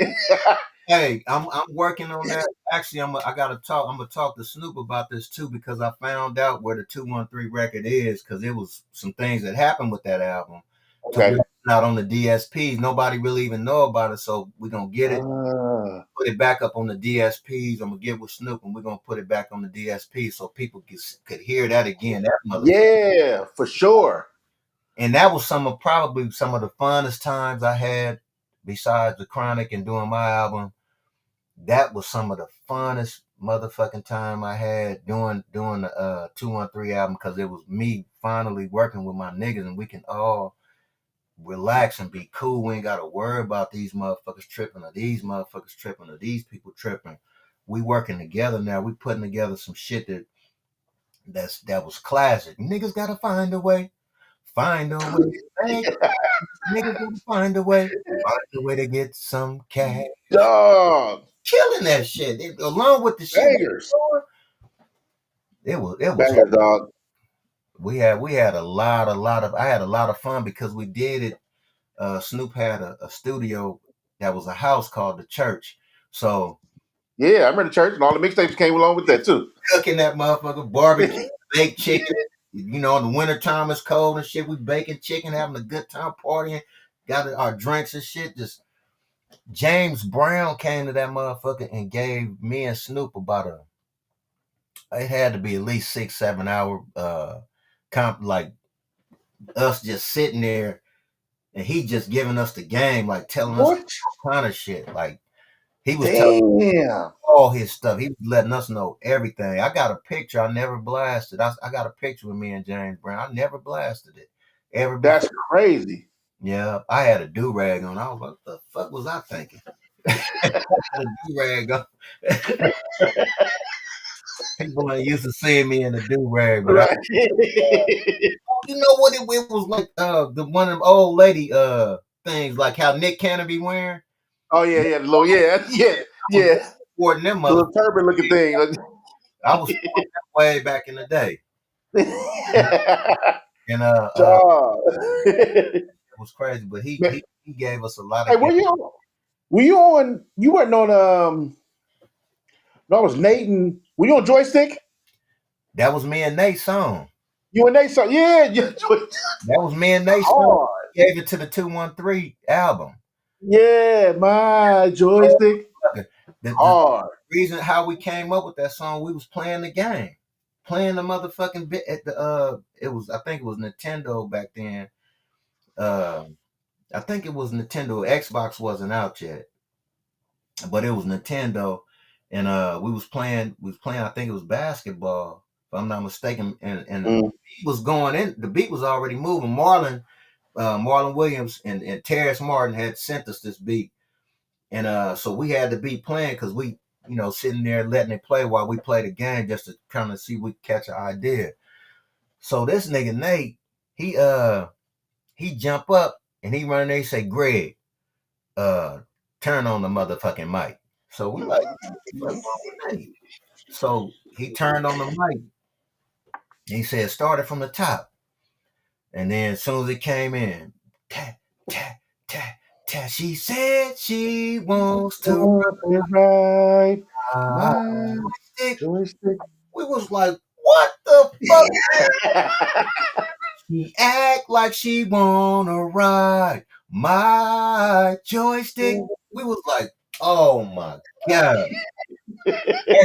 I was like, shit blew me away. But me and Nate Man. album around that time, we was working on the album. Uh we was just doing songs, man. Like fuck it, nigga. Let's me we ain't let's me and you do an album together. A couple of the songs got leaked. I had them taken down. Uh, Mm. like the one, who could it be? Nate Dogg and Mr. Warren G. Yep, Don't yep. do the same thing. Still smoking on bomb ass weed. Still fucking with the HOEs. Still rolling with the same gang. Clowning. And whoa, Uh, that was our shit. We got you some. got first of all, you got so many records with Nate. These people are they have no idea how many songs you got with Nate. Yeah, we got a lot of songs. I'm actually in the process of transferring all my ADATs and reels to. Uh, I just yo. talked to a couple of companies and they just like, how many you got? I was like, this many. They like, well, see if we could get the machines, and then I'm like, man, I'm gonna find somebody though to go ahead and knock it down. For Even sure. video. I got shit with us still. I got shit all on video that Wow. we used to do. I got all of that shit. I just got to get it transferred digitally so I can have it and then say, okay, this is us back in the day. Look at this. Shit like that. From my kids to us to a lot That's of crazy. yeah. Look, there was something I told this story before, Hmm. and I want to know if I want to see if you remember it, Uh, right? So we were in Canada, right? mhm. so and I bring this story up because I was telling my wife one day. I said, well, my wife now, she's my girlfriend back then, right? I told my wife how being on the road sometime can mess you. Because remember, these are my early days. I'm touring for the first time with y'all, Yeah. so I was telling her how being on the road can jade your mind about women Yeah. because how they act on the road is completely Yeah. just crazy, right? Just no guidelines, no nothing, right? So it mess you up when you get back to the States. You'll Yeah. start treating people like that, right? Yeah. And I talk about a time we were in. I'll never forget. We were in. I want to say Edmonton, right? Yeah. I remember the time, but not necessarily the place, location. But I think we're in Edmonton. We were in a limo. They sent the little limo like a truck limo. Nothing we would do on our own, but Yeah. somebody sent the limo, and we were in the limo. And you remember that lady came running and dove in the back of the truck, and she was saying, she was saying, pull off, my husband coming. She said, and you was like, bitch, if you don't get up there, if you don't get your ass out there, You already know. I was like, when Ryan would bring a girl come back, I'd be like, yeah. you keep that motherfucker over there. That we did anything, and that was teaching you guys like, For sure. don't bring these motherfuckers in here so they start crying rape or this, that, and this. Keep them motherfuckers over that way. So they can't say that we did anything. Right. You keep them over that way. Because that shit was Man, she ran and jumped in the truck yeah, and said, my husband coming. yeah, bitch. You better get up out of here. This motherfucker trying to kill us. Shit. Hey, Man. uh, uh, we went to, I think it was Saskatchewan, one of them. Uh, And we stayed at that hotel, and the dude was telling us about the bears and shit that's out in the daytime, and yeah. I, Yeah. I was shook. I didn't even want to leave the goddamn room when we was out there. I had the little horn for the. Remember, he said, Man. "Blow the horn, gang, or just be still." I'm like, "What the fuck you mean be still? You think I'm gonna sit still in this big ass bear running?" And we seen all of them caribou and all of the mooses and all. Yeah. We seen damn near every type of animal you could think of. That shit.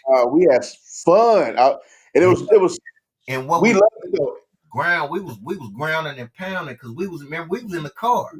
We drove Yeah. through all of those Rocky Mountains. We drove Yeah. all Rocky Mountains. We hit everything through Canada through them And mountains. shout out to Benny too. Shout out to Benny who was Yes, indeed. Yes, indeed. yeah, Benny. Benny was Uh, looking out for us, man.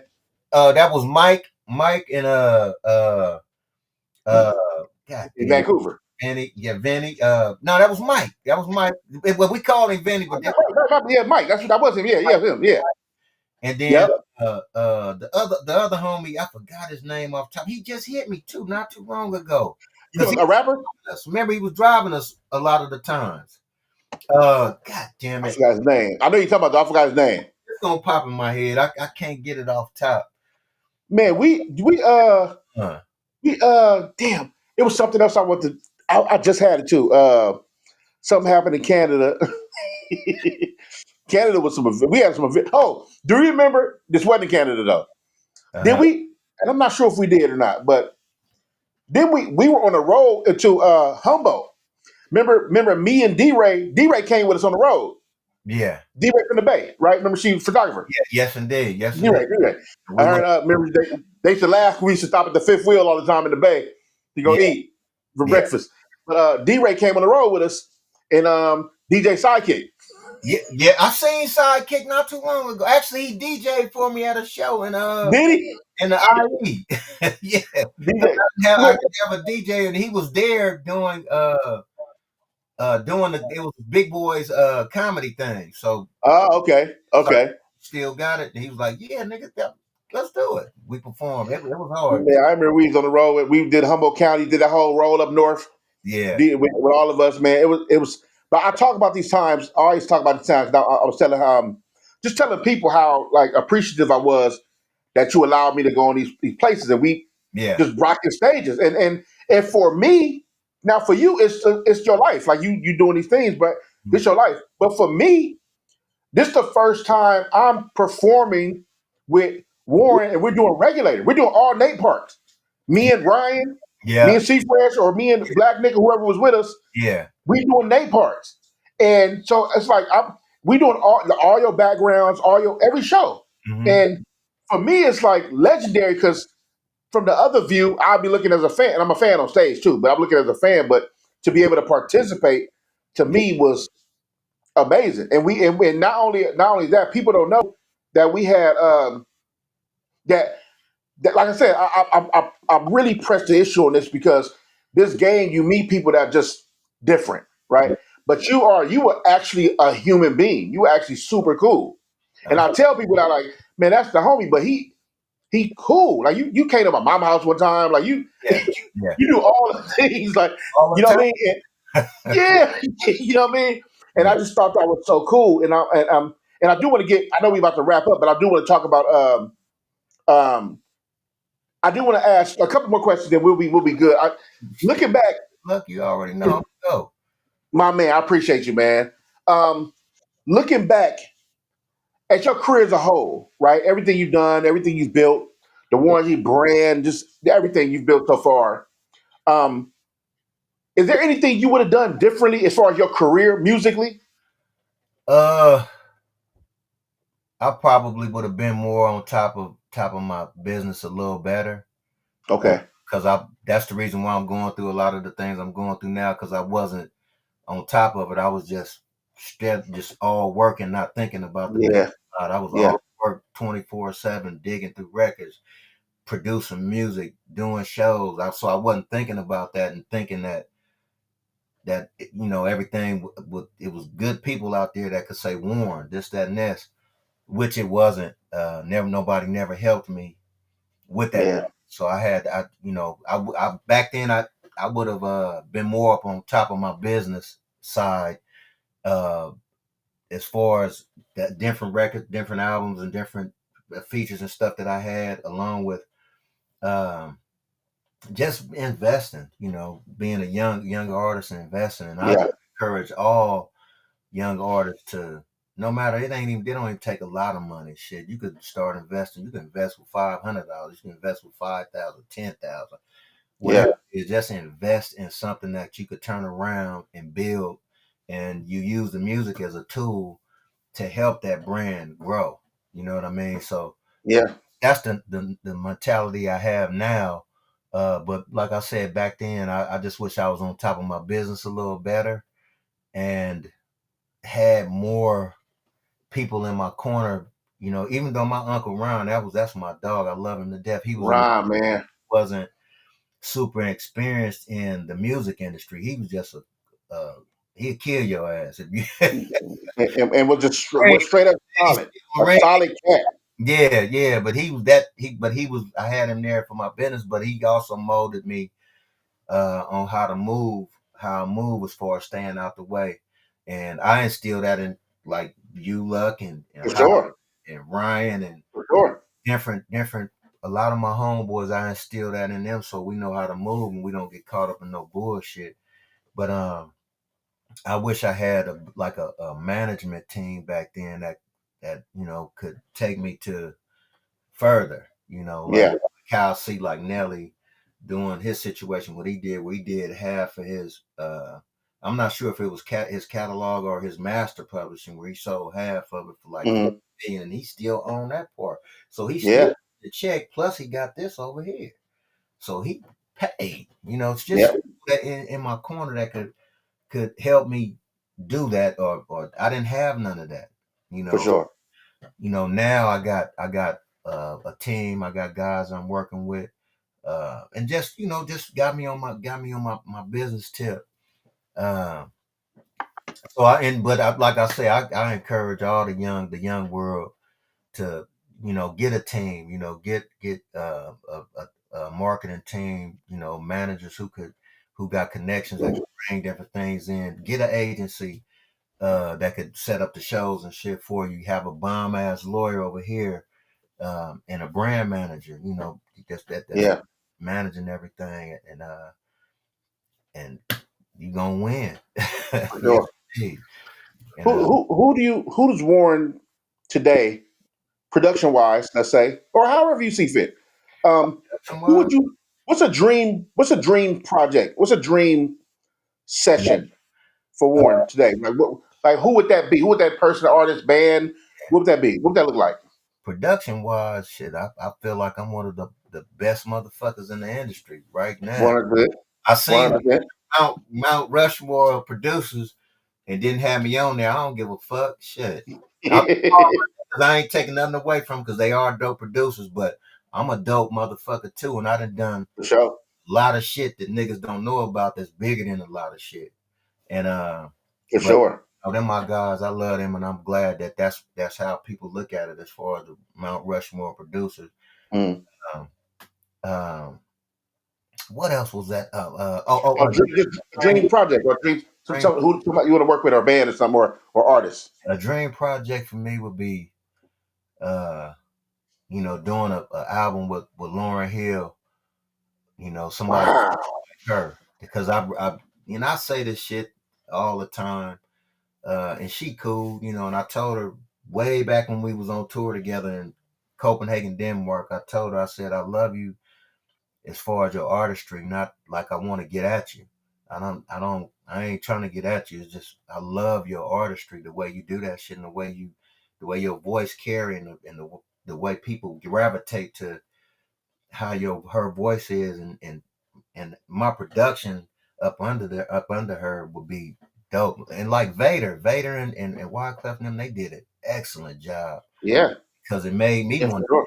a record with her, an album with her, be a producer to help her do some things like that. And that's a dream collaboration. I got a lot of them. I would love to get down with like J. Cole. That's a dream collaboration, even though he younger than me.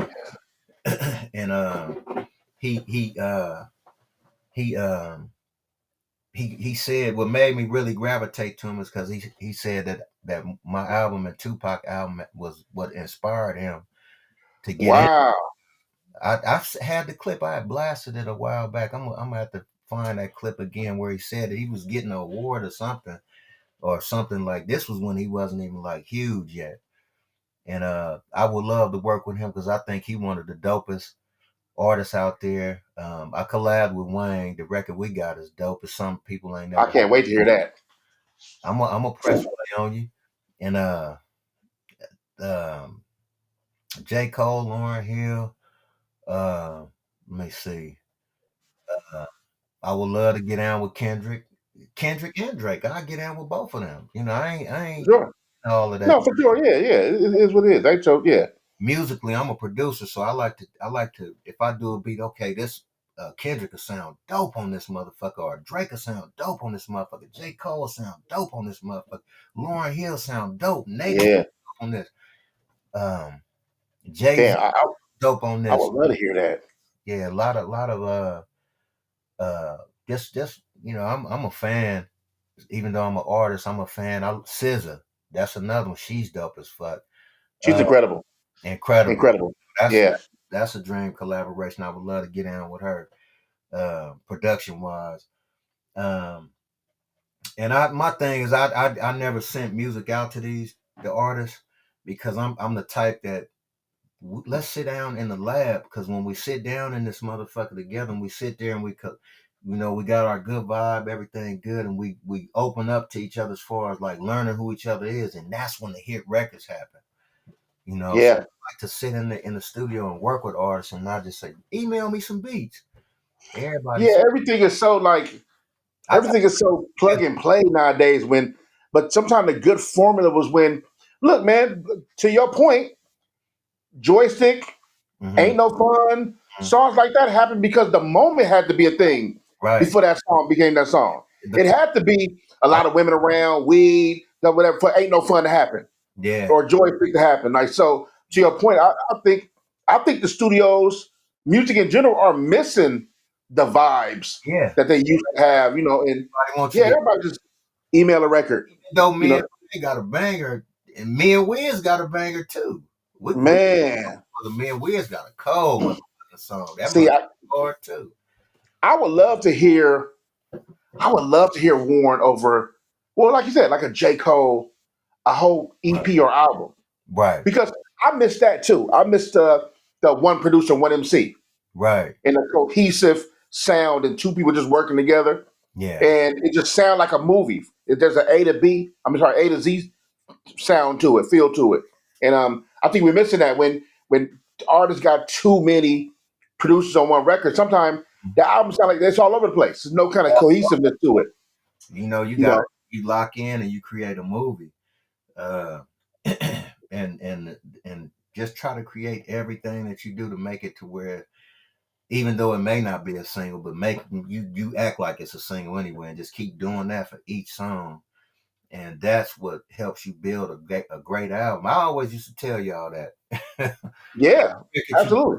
make that motherfucker a single, and as you putting it together, you giving them a visual, the movie, the layout, and when you could lock in with a person like that, it really it just roll and it happened, and then that's when you hear about motherfuckers selling 10 million records, or like how Dre and Eminem locked in. Them niggas locked in, and they became successful. And Eminem still, even though he do a lot of stuff without Dre, he still tap in with him like, nigga, I need that. What One a hundred percent. send me One one. hundred percent. You know, You made a song, um, and now I'm just kind of going through my head of you did so much things I can't get it all. We not, but um, this song, even though it would be considered just by the title regional, hmm but to us, it's forever, yeah. right? hmm And that's summertime in LBC. I didn't produce that, love. I know that. I But you didn't. own it. Yeah, I'm not even on it. He just mentioned my name, Bo Oh, Rock. my bad, my bad. Yeah. Oh, that's Bo Rocket, boy. But it was Warren G inspired now. That's what I mean. Yeah, that's what I mean. Yeah, that's for sure, for sure. Summertime in LBC, because I remember. Oh, and I remember one of your shows you brought on Bo Rock. He did obviously did his verse. It sounds just like the motherfucker too. But Okay. yeah, you didn't do that. But I hear that record every time you get. It's almost like you can see Kings Park. You can see the homies out and Yeah. that whole picture of what it was like. And I'm just like, how did y'all feel about that record at the time? Like, what was the feeling around just the homies in Long Beach or whatever? I loved it because the Shack, they was fucking with me. They was Yeah, Dub Check. the Dub Shack. You Dub Check, yeah. uh, I remember I let them get on my album. I put them on Yeah. my album to give them a kickstart. Oh, This your first time too, right? That was G Funk era. this is how we act. Yeah. This is like there, that fire up a side. Yeah. Yeah, that was. Fire. I gave them a plug, and then Def Jam signed them right after that. Oh, okay. But the crazy thing about it is Def Jam had they cross promoted it. That Dove Shot was signed to Def Jam. They wasn't signed to me. I wanted Right. to sign to me, but they signed to Def Jam. But Def Jam asked Warren, "Do you can we still say that they G Funk? And I was like, I'm young, not knowing, like, I don't give a fuck. They're my niggas. So what? Yeah, they could say G Funk, they could, whatever. Yeah, They are part of the G Funk era. for So sure. I don't care. The Dove Shack. And God, I could have had them, man. and they still be, moving, doing what they need to do. I'd make sure that I would have made sure they still go get on top of your shit, get on top of your shit, get on top of your shit. But they was signed straight to Def Jam. J.O. Felony was part of that too. J.O. was one of the guys that Right, was he was part of what? on Def Jam. Oh yeah, oh no, for sure. Uh, uh, And Dub C. Jam Master Jay signed him. Domino was now this was gonna fuck everybody up. Domino was Okay. the first nigga on Def Jam. He was what? He was the first nigga on Def Jam Are you serious? from the West. Was he Domino. still as Domino? We came around the same time, but he was on Def Jam. He wasn't like strictly. He was through another Right. company, but that Right, right. company had a deal with Def Jam, so it came through the kind of I like didn't know that. that same system. I didn't, and I remember him from before that when Genuine Draft on on the old Crip tapes. Oh yeah, Damn. on the Crip and Blood album. Yeah, yeah. The Crip, like, True Blue tapes and all that. Yeah, I remember Who's that shit? that. Hey, and Dub C was Def Jam too, right? Dub C was on Def Jam. Richie Yeah. Rich, Oh, J.O. yes, you did. Uh, uh, Damn. Oh, J.O. Felony put out I Can Give It To You, So What You Gonna Do yeah, With It. that That was, was Def Jam. was all Def Jam through Jam Master Jay. Wow. Okay, I remember that. I do remember that. Cause they asked me, should I sign? Jam Master Jay said, "Warren, should I sign this nigga? Listen to this." So I listened to it. I was like, "That nigga is hard. Who is that? I need to sign that nigga." Shit, he got me. Took him over there. And he did the work. As soon as he took him straight, it was crack. Damn. Yeah, that's my J.O. is my guy too. Yeah, he said he Oh I don't man. know about that J.O. You said you slammed Snoop in the trailer. Oh. I was like, this nigga J.O. crazy. I've been Yo, nigga. I do, and I don't want to forget, man. I do also want to talk about Sniffing Griffin Yes, indeed. because I was fortunate enough to be one of the very early uh, testers of Yeah, the sauce. I gave me some sample bottles, me and my wife, yeah. and fire, incredible. Much love. And I used to. It was funny because I used to tell people, the homies, about it all the time, on Yeah, how I remember I had the sauce, and yeah. then I had the ribs the first time at the studio one time, and then at Yeah. Dog Spot Oh, another time. And I oh, was telling the homies, I was like, "Yo, this nigga Warren, he might got the most fire barbecue out here in the city." oh yeah. Now Dog, uh, one thing you don't I play about, better luck. man. What? Way back, I done learned a lot more since then. I I'm got sure. I'm sure. the things. Is there anything you could talk about as far as the future of Sniffing Griffin? Everything. Right now, I got a fuck it. I'm gonna go ahead and say it. Somebody probably gonna bite it, but I don't give a fuck. I'm gonna do a Warren G. Sniffing Griffins pop up tour, which has been done. Where I come to a city near you. Everybody that I know, that all these, like San Francisco, Seattle, New York, Atlanta, South Carolina, North Carolina, Memphis, Huntsville, Alabama, uh, uh, up in the Bay, Los Angeles, everywhere, just hitting those spots and giving them an experience as far as you're gonna get the Sniffing Griffins, you're gonna get a good show, and you're gonna get Oh, a t-shirt, and you're gonna get the product. that's All fire. so that's what I'm building on right now. So that's something in the that's gonna happen soon. I So I think they're in for a about it huge. happening. Man, they're in for an amazing time. Like I said, I'm not just talking it. Plus, I don't vouch for food if I don't like it. I'm not doing none of that. But No, so I I've had the pleasure. know. 'Cause Right. Well, I don't play. and I know just to watch. Remember we Um, ate with Mama Mia? what happened? What you say?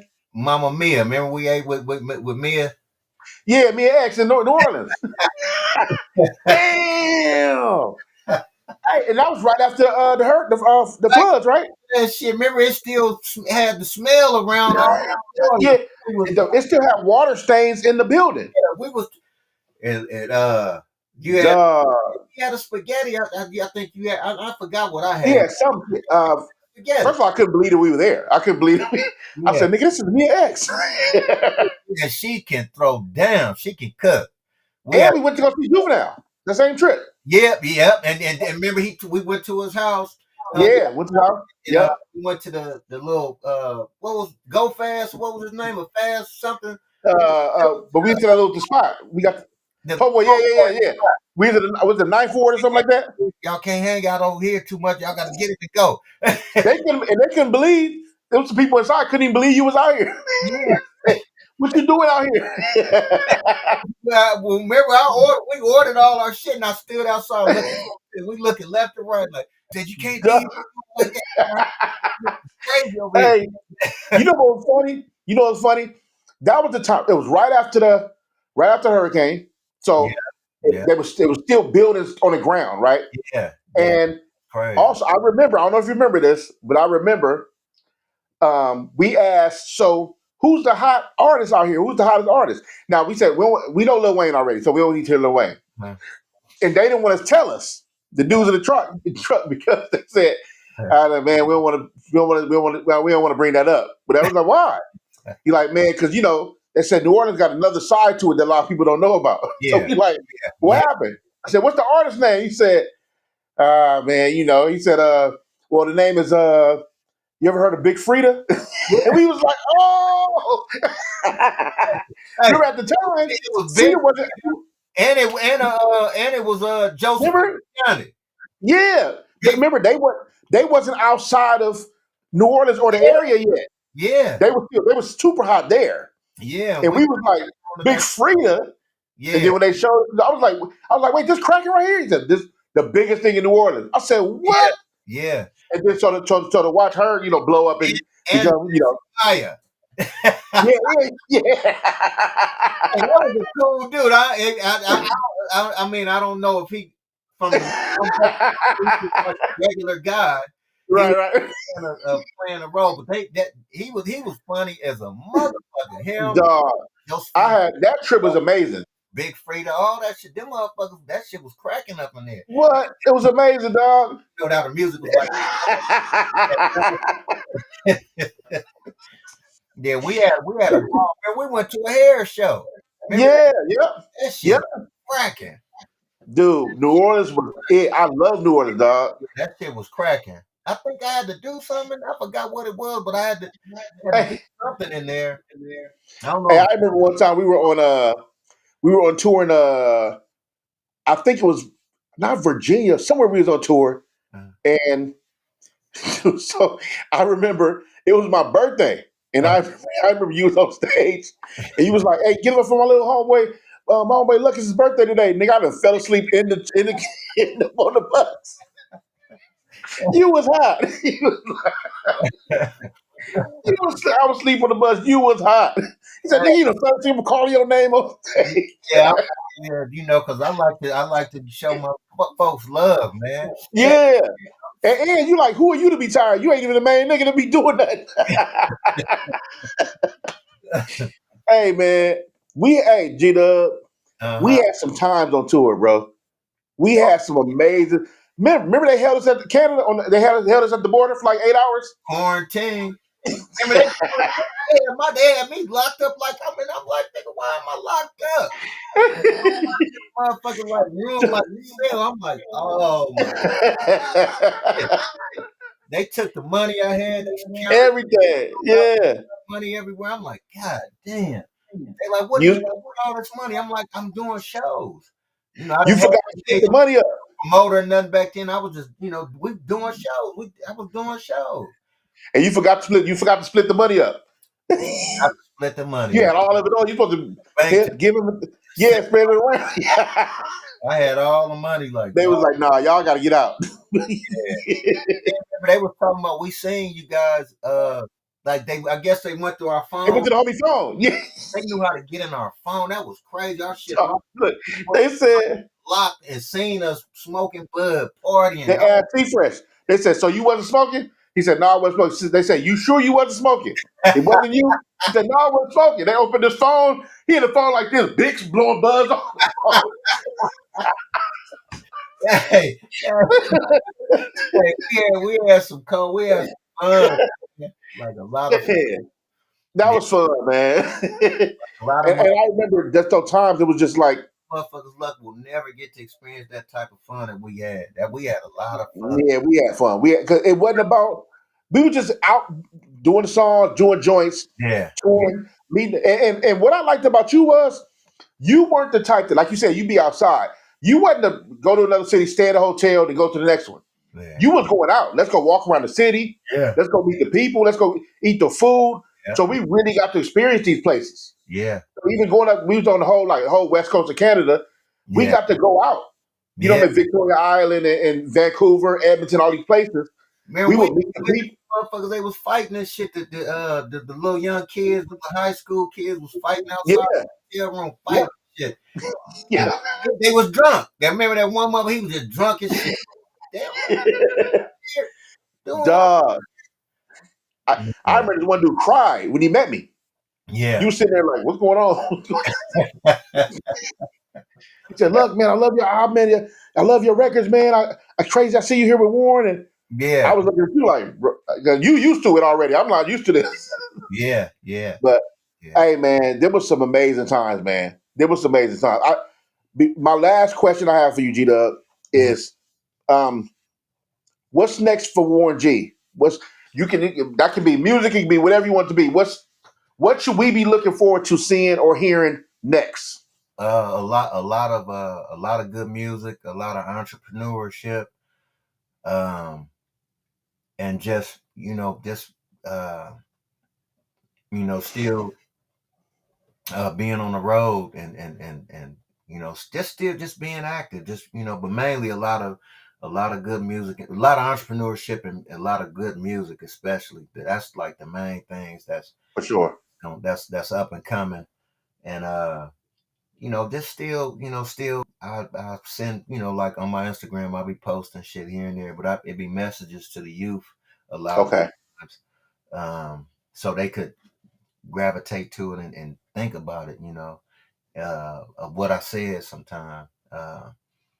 But and and just getting involved with a lot of different programs like mental health programs and I even want to put together a program for like a lot of the guys who been in the NFL or made it to the NFL, the ones that's playing and ones that don't play, and telling them like it's another side of life other than football. Don't get stuck in football thinking that that's all you could do, because there's way Right.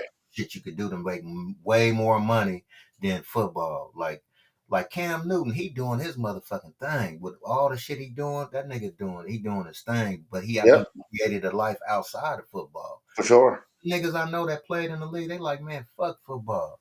Shit, if I could do that shit again, I wouldn't have did it. Yeah. Just for the Yeah. guys that's been in it and creating something for them to understand that you can have a life outside of football. Because they don't, they do the NFL PA. If it's the, yeah, they do pitch that, and they do have programs for guys. But a lot of these guys don't want to do that. They think it's like Yeah. For you sure. should be doing that because it's something to keep you still involved in what you loved. But a They lot of think the money gonna last forever. think that's it, and then they get stressed out and they get depressed and stuff like that, not with nowhere to go or to turn to. So I'm here to tell them, hey, it's a big ass motherfucking world out there, and it's all kind of things you could do. Even I forgot. He probably cussed me out. That he played for the Raiders. He was the kicker with the Raiders. I forgot it. Don't get mad at me, homeboy. His thing with the fashion. He do his thing. I be watching. He be doing his thing. Outside of that shit, you could still be Okay. involved in certain aspects of it, but get outside of it. Even like like with Deion Sanders' son, just keep pushing, man. Wherever you get picked up, don't worry about it. Just get in there and ball and show them whoever you with, show them or show these other teams why they should have got you. Uh, Right. just keep pushing. You in there. Congratulations to him, his dad. I'm not gonna say that a lot of people saying, "Oh, the NFL was against him and this, that, and that." I don't think none of that was a part of any of that. It's just Mhm. you just gotta get out there and show them people what you got and do your thing. And Dion is my homeboy. He a good dude, my big homie. uh, Mhm. and I'm happy to see uh, his son make it to the league because him and my kids played. They used to always be in Orlando every year in championship games out there. So my kids played out in the same area that his kids play. So Okay. I remember them when they was babies. All of the his boys. Wow. Remember them when they was babies, and just to see him get to the next level and get in there, that's a good thing. Even with my son, he made it to the next level. And it's just good to That's huge too. Congrats on that. That's huge. Yeah. he not active right now, but he Right. still Right. Right. But just to have done that. make it and to get there, Yeah. that's an achievement. But a lot of these guys got to learn how to do life outside of football, even though football is there. Get that life going outside of that shit, because at a certain, it's a business. They don't give a fuck. Real talk. It's brutal. I mean, and the Real people talk. that know it's brutal.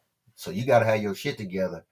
But other than that, just being involved with different programs and entrepreneurship, music, still being active, uh, just all just active all the way around. Just like this, ain't nothing changed. I'm still warm, still the same For nigga. sure. I ain't changed or went Hollywood or done none of that shit. I'm still the same warm. That's cool, calm. But if a motherfucker want to take it there, we can take it there. What 20 days? None of that. Do you have do you One. have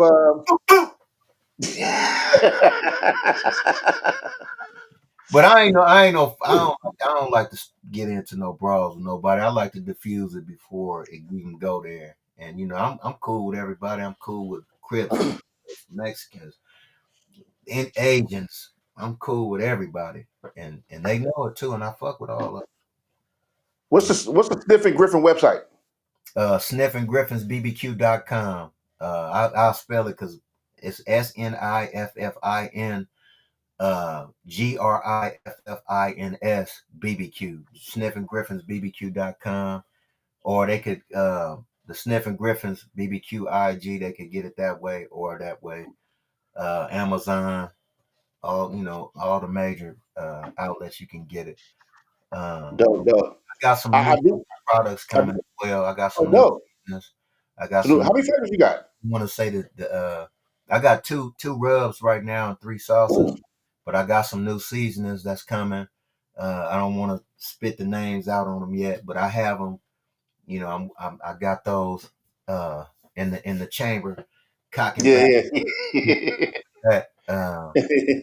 because I love to cook, even though I just do barbecue, but I love just to like chefs. I love watching chefs cook. I love like that dude and I forgot his name, BS Entertainment, something like that. The dude who be cooking in his backyard and he be like, look at that there.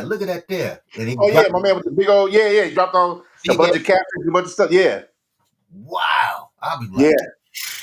I need to go over there and get down with this nigga. That should be looking so That'll be fine if you ever. Wait, where's he at anyway? he in I think either South Carolina or North Carolina. One, Okay. but I'm gonna pop up on him as soon as I know I'm going that way. I'm gonna reach out to him and hit him like, man, I'm coming through. Yeah, because he be fine. He be get that big old fryer. He put that fish down there, that chicken down there. Man, Man. I have got to taste this shit. He make it look so good. So I just love to taste different foods, different nationalities of different foods and stuff. I'm a foodie. G I'm a Dub. musician. I'm Oh, a I remember the first time we had.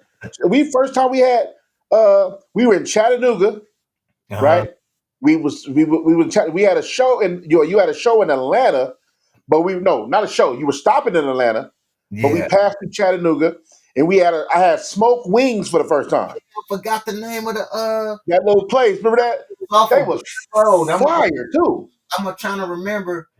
It was off of Brainerd Road. I remember that barbecue. Fire. They had that big old smoker in the back. Yeah, Man, it was and fire. shit was turning, and Yeah, yeah, I was like, "What the fuck is this?" fire. Because I used to barbecue, but I wasn't doing it like that, so that was new to me. I was like, "What the hell is this?" Right. And Okay. remember that The shit was fire. We got full off that shit, like it still has man, that over my was so fire.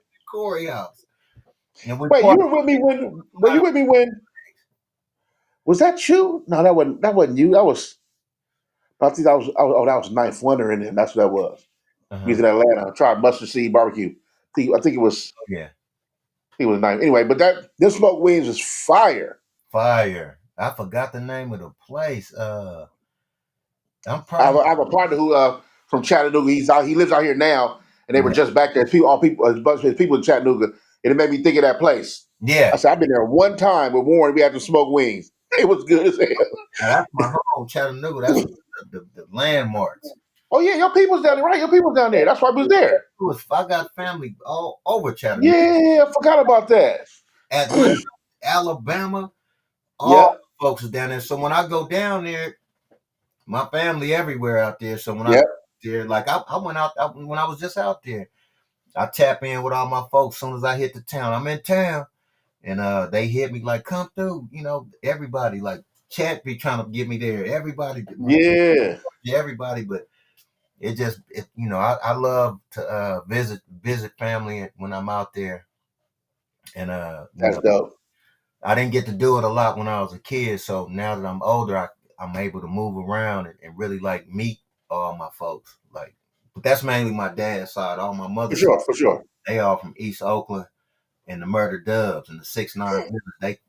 They with the business And and that's Richmond.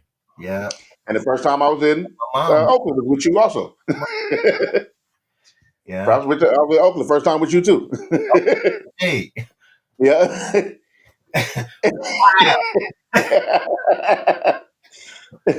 Hey, I love it all. I love it all, and I wouldn't change it for nothing. I still love it, and I just like having fun, man. Being around good people, having good vibes, and just Same, you know same. having a good time, man. Oh yeah. One more question before we get way out of the but from the one of the commenters. It's my good brother Austin. He's a director and a photographer also. Mm. He said, when you think about your role in shaping the G Funk sound, what do you feel has been misunderstood or overlooked about your contributions? Um. Because you contributed a whole lot. That Uh. man, the world knows the songs, but you contribute to a whole lot. Well. I mean, I hate to keep coming back to this, but a lot of people don't know how involved I was in the chronic. You know, Yeah, nobody really know, and I don't be blasting that out there, and I'm not.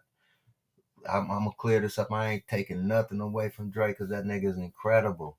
for sure. That's my sensei, and he's incredible, and just a lot of people don't know. They don't know that Yeah, involved in that, and it's a lot of people that get credit. And I didn't get no mention. Only thing I mentioned on was stranded on death row. Uh, mm, Warren G is my hand and my hands on the trigger, shooting at the holes at the game that I got sent to death row, damn, make a grip from surfing my rocks. And that was like that was like the only thing my homeboy gave me, that my flowers and love, Snoop on stranded on death row. But I'm just like, damn, if I knew that was one of the things, if like I said, being on top of my business at a younger age, young Warren, I would have made sure that I got my name as far as being a co-producer or a co this or co that, being more sharp back then, even though yeah, it was, um, by me telling everybody to get a lawyer to look at their paperwork. That's just common sense. It's just like, nigga, don't Yeah. sign this shit. Just get a lawyer. Yeah. But just if just because a guy said the other day that is probably one of the biggest records of hip hop records of all time, albums like the biggest of all time. And just to know that I was a part of that, it just be tripping me out. But Yeah. I'm so still in just wanting to do music. I don't even be tripping off of that. I'm like, I want to keep working. I want to keep doing music. I want to do soundtracks for movies. I want to score. I want to do video game scoring. I want to do this. I want to do that. It's a lot of those different components that I want to do. That I'm older, but I'm still active, nigga. I'm gonna For go sure. score this movie over here and do that and do that, and then I'm gonna still come up on the stage and get busy and rock that motherfucker just like that. Get busy. I'm gonna go barbecue, feed you, da da da da da, and I'm gonna come right back to that stage and kill it and tear that motherfucker up, Wow. or drop a new song or do this and do that, and still keep working with a lot of the young guys like I Swear Vezo. We ain't done yet. I just haven't got at him, but I'm gonna give him some good music that For sure. I gave him some records when I was just in Georgia. I gave him a record when we was in Georgia that he had started on. Uh, it was more his type of music that he liked to do. But I'm gonna put him on Yeah. this other shit that's gonna be different. Real different. Oh, Um, yeah. all Man. younger artists, man, like Zoe Sama, good dude. Uh, a lot of these cats, all these young guys, YG tapped in with me. We've been talking back and forth, so Okay. we'll be able to do a collaboration together. Well, we're gonna do a collaboration together. Uh, just me and Wiz, we got records together. That's a lot of the young artists. I tap in with all of them. Yeah, CeeLo, Man. tapped in with CeeLo, so hopefully me and him will get one I together. would love hearing you and CeeLo. Yeah. That's another artist that I like, that I love actually, that who's very talented. I don't look at none of any of that other shit. I just focus on the talent, the shit that he do. Yeah. It's straight talent. Him, Jazzy Faye, another dope nigga. Them niggas is because they remind me of Nate, and they real soulful, and I know my music attached with these niggas, with them getting down on my crazy. Yeah. Yeah. All of everybody, man. I like working with everybody, but sometimes I feel like I get left out of a lot of shit. I be saying shit that be going on, and I be like, damn, these motherfuckers don't even know that I I, didn't it, it, I I didn't do sit back. shit up in this mother. I sit back and I think about when I think about you as far as like the the pioneers of this, Hmm. right? Of just West Coast hip hop and then hip hop in general. And if you remove Warren G from the conversation, then Hmm. there's a huge gap in hip hop history that can't be filled because it's too big to fill it, Yeah, right? And when I explain your contribution, that's how I explain it. So you can now if we're talking to somebody. First of all, I don't have these. No disrespect to anybody younger, young. I don't want to make this seem like an old conversation, but I don't have conversation with somebody not in the pedigree of loving this hip hop thing, yeah, right? Because a lot of people are fans of people, like as far as rappers, but not mm, they don't come from the culture, right, right? So you find yourself arguing with people who don't know nothing about this thing you're so passionate about. So I don't have those kind of conversation with those people. But when I am speaking to someone who really is listening, who really loves this thing, I always harken back to you can't remove. I mean, you have to mention Warren amongst all these people yeah, because if you take Warren out, then take some of your other favorites out. There's a lot of them too. You're gonna take out. yeah, You know what I mean? And yeah, you can't remove it. And not even that. Not for in context of just because you move him, then you move these other people. No, there was a sound, a camaraderie, and a community that happened because of him also. hmm, And then you take that out, then you're taking a lot of the soul of this thing out also. You yeah, know, yeah, so it's hard because I know you hear it. I know you see. I see the lack of when it comes to certain people. Yeah. Certain places, people gonna get mentioned, and but if we have if I'm talking to my peers, people that I can go back and forth with, Mhm. then we usually we're all in the understanding of the greatness Yeah. of which you are. You know what I mean? Thank you. It's hard because nowadays people getting so first revisionist history. Everybody want to change history. Yeah. It went another way than how we know it to be, and Yeah. then a lot of people too young to even argue, understand a lot of these things. The Yeah. reason why I want to do this interview with you is because instead of it being like heavy question based, though I Hmm. had some questions, I Yeah. love the fact that most of our conversation was about the stories Yeah. because Yeah. the stories is going to talk about the person. And I Yeah. want people to know about the stories and how much fun we had and how much fun you was having, the things you learned here and there of what makes Warren G Warren G. Yeah. Because everybody's going to ask a generic question about, so when you did G Funk era, what was it like? Or you going to do, when you did, generic questions. But Yeah. I need to know, and I also understand that you and I being actual friends, there's already a trust there. There's Yeah. a trust that I'm not going to disrespect your play you in no interview.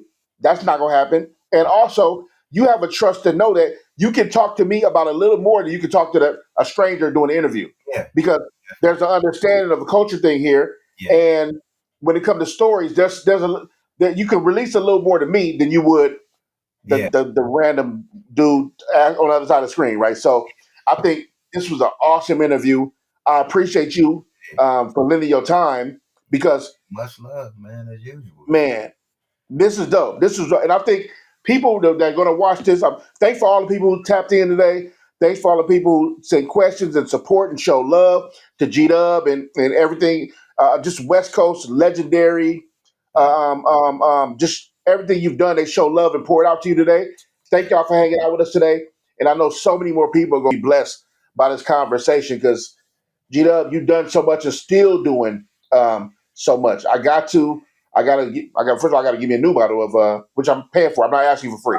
I need I a new bottle of just got to. Stiff Griffin. No, I'm paying for it. I don't need it for free. I have some that I got to get out, so I could Oh, say I you gotta give. give you like 3 cases. I will take them. So I got, I got. Even though it's all of them are they you can have them for I think it's a year. It don't I you can oh, have so I'm gonna be giving them to family. I gotta give them to family, friends for sure. it is a year. So I still have some from my last batch, but they still good and that's still Sure. but I got to get those out. I got the new batch, but I got to get those out. So I give it to my people. I give it to my people, and like there's companies that'll come get it, and then they take it and go, give it out to them. Right. Okay. Well, I can that way I can pass them out to family and friends because I know people have been wanting to Yeah, get some stuff for show. Got it for that. And hey, but yeah. Once again, man, thank you, bro. hey, Thank you. You always been a brother to me. You always been a big homie to me. I ain't never ashamed to say it. And I just appreciate your time today. This was really, really dope. Really hey, dope. good shots. Sure. Yeah. Sure. And I gotta pull up on you soon too. Okay, I'm I was just out there for I'm you. probably Wait, you still live by my cousin? I just say the area. You still live by my cousin? yeah, yeah, yes, Okay. But your studio's still in another city? yeah. No, but it's Okay. not far. It's 25 minutes away, but it's For before who? on the way coming that way. Oh no. Like right Okay. there, and then you just go up 20, 25 more minutes up that way, and then pop right in. You There work it is. at All the right. car. Because I've been telling my wife about the barbecue. So I pull my mini me up there, up to the lab. I pulls my yeah. or at the pad, whichever. It's out there right now, sitting in the yard. My mini me. Look, my wife, my CEO, Bird, you met Bird before. Yeah, Bird, Ludog, who was another like kind of like the president dominating tone. yeah. We have a group chat. Every time you used to post something that barbecue related, Stiffer Griffin related, or you showed a pull apart, you Yo, pull the meat apart. And we all send the group chat like, man, when is bite. Warren going? Where you gonna be at? Where you gonna be? Yeah, We bite. gotta pull up on you. I ain't gonna lie. You know who I want to try? That is it called Shad? Is this the name of it? Shad, the chicken. Chad, yeah, I want Chad. to try his chicken so bad. Fire. That nigga, when they be biting that shit, I seen that one dude. There's a mother Shad, yeah. bit that motherfucker. He said, he said, I'm like, oh my, Hey, I need to buy. I it's need. fire too. I It's seen him fire. have a pop up. I think it was Chino Hills or something. I was gonna pop up, but I had to go out of town. I was gonna pull up like nigga. I need. Hey man, I'm telling you, you've been checking him out, man. He'll love that. It's fire. It's not just crunchy. It's fire. Yeah, I already So know. he got hands too, like, and Yeah, not just for chicken. Like I'm talking, he get down. Like cooking, he get down. that's why I say he is real chef. Yeah, for sure, for It's a sure. barbecue. I'm a pit master. I ain't a chef, but I I like what love it. chefs do. Yeah, Yeah, yeah. so I'm gonna pull up on you soon, man. And thanks for tapping in. And how long you in the city? Are you going back on the road soon? I'm here. I gotta do. I'm gonna get down with. I think it's with Lil Russell. I think I get down with him on the 10th of next month. In the Uh, Bay? Right here. in the Bay. In the Bay. Fire. You want to roll? Let me know, nigga. I got my own tour bus, so let me know. And you got. I got my Nigga, own what? bus now. Look, shit. All right. Well, all right. 12 bunks. Back the shit in the front. I got my bunks. Everything. Man. That don't cut off because of satellite internet. Ain't gonna lie, the Elon's internet is this shit is dope. Lie. I don't, all that other shit. I don't get down with that, but Right, right.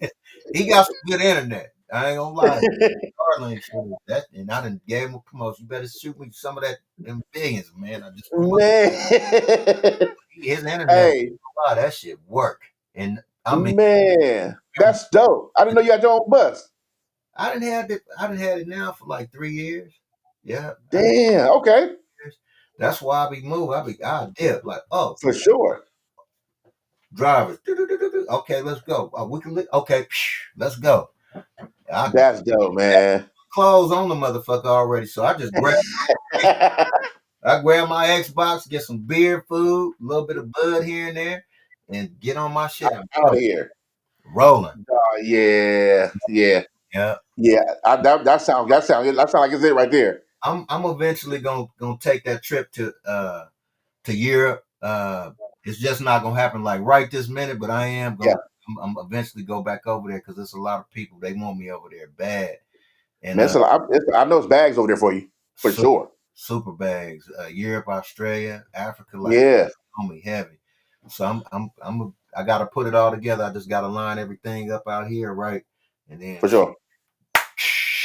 Out of here. jumping on that mud. I Yeah. ain't mad at that. Oh yeah, but it's G all Dub, man, I'm gonna be tapping in with you, bro. much. Um, Yes, you indeed. said the 10th, you out of here? I'm gonna dip down there on the 10th. So if you want to roll, let me know. Okay. Yeah, Sure, yeah. yeah, we go down My there man, G Dub and the Russell, nigga. What? and do like a on the spot thing with him. I love the Russell too. Yeah, he come get down, come up. He a cool cat, cool dude. Yeah, Okay. he Yeah, man. I'm uh all that offline for sure. energetic out First right for sure. there. Yeah, you be turned up. Oh, how they do what they all went down with the knees. They like, Yeah. hey, you know how you doing all this? I ain't Yeah. I'm like The Rich baby, hey, the baby turned up. boy blew his knee dancing with Russell. Yeah, Richie Rich, you see, yeah, you see him? Yeah. I said, Rich, hey man, you got to get that gym and work the knee. Slow down. Yeah, yeah. You Yeah, gotta slow down, Rich. a little bit. Rich, get that, man. That's my dog too, right there, Richie Rich. That's a good dude. Legend. Two, Hands down, legendary. yeah, Another one. yes. Legendary. Oh yeah, Damn, man. G yeah. Dub, man, thank you, man, once again for your time. I appreciate you, dog. This Yes, has been a great interview. I'm glad people got to see and hear these stories and hear this game and gems you dropping, man. I appreciate it. for sure. Man, you might see me real soon with G Dub. I Yeah, mean, he just said over the airway, you heard him over there online. go. You can match. So It's all good. there Yeah, it is. just hit Man, me. appreciate you, Dub. I'm gonna tap in with you soon. I love you, big homie. Much love. Always. Yes, Much indeed. love, man. Peace. All right, buddy. All Um, right. Hey, man. Yeah, yeah, yeah, yeah, yeah, yeah, yeah. That was dope. I appreciate y'all for hanging out with us today, man. G Dub is one of my one of my. First of all, I'm always a fan and just an incredible, incredible guy. I'm glad you got to sit in with us here, hear these stories. Great music, regulator and this and man, just everything, man. I'm so glad that y'all sat in with us today and got to hanging out because that's one for the record books. Shout out to Warren G. Shout out to everybody mentioned the Dove Shack. Rest in peace, Nate Dogg. Shout out to Big Homie Snoop. Shout out to everybody involved. Def Jam, Def Row, all y'all in the comments, man, who hung out with me today. All y'all in the community, thank y'all. Appreciate y'all. Love y'all. Beach Boy, I see you. Beach Boy, I see you, my boy. Thanks for hanging out with me today. Everybody involved, man. Thank you. Thank you. Thank you. Thank you. This was dope. I appreciate y'all. I'm gonna have another dope interview for sure soon. Let me get my tongue together. And yeah, look out for another one soon, man. We doing it again. Church.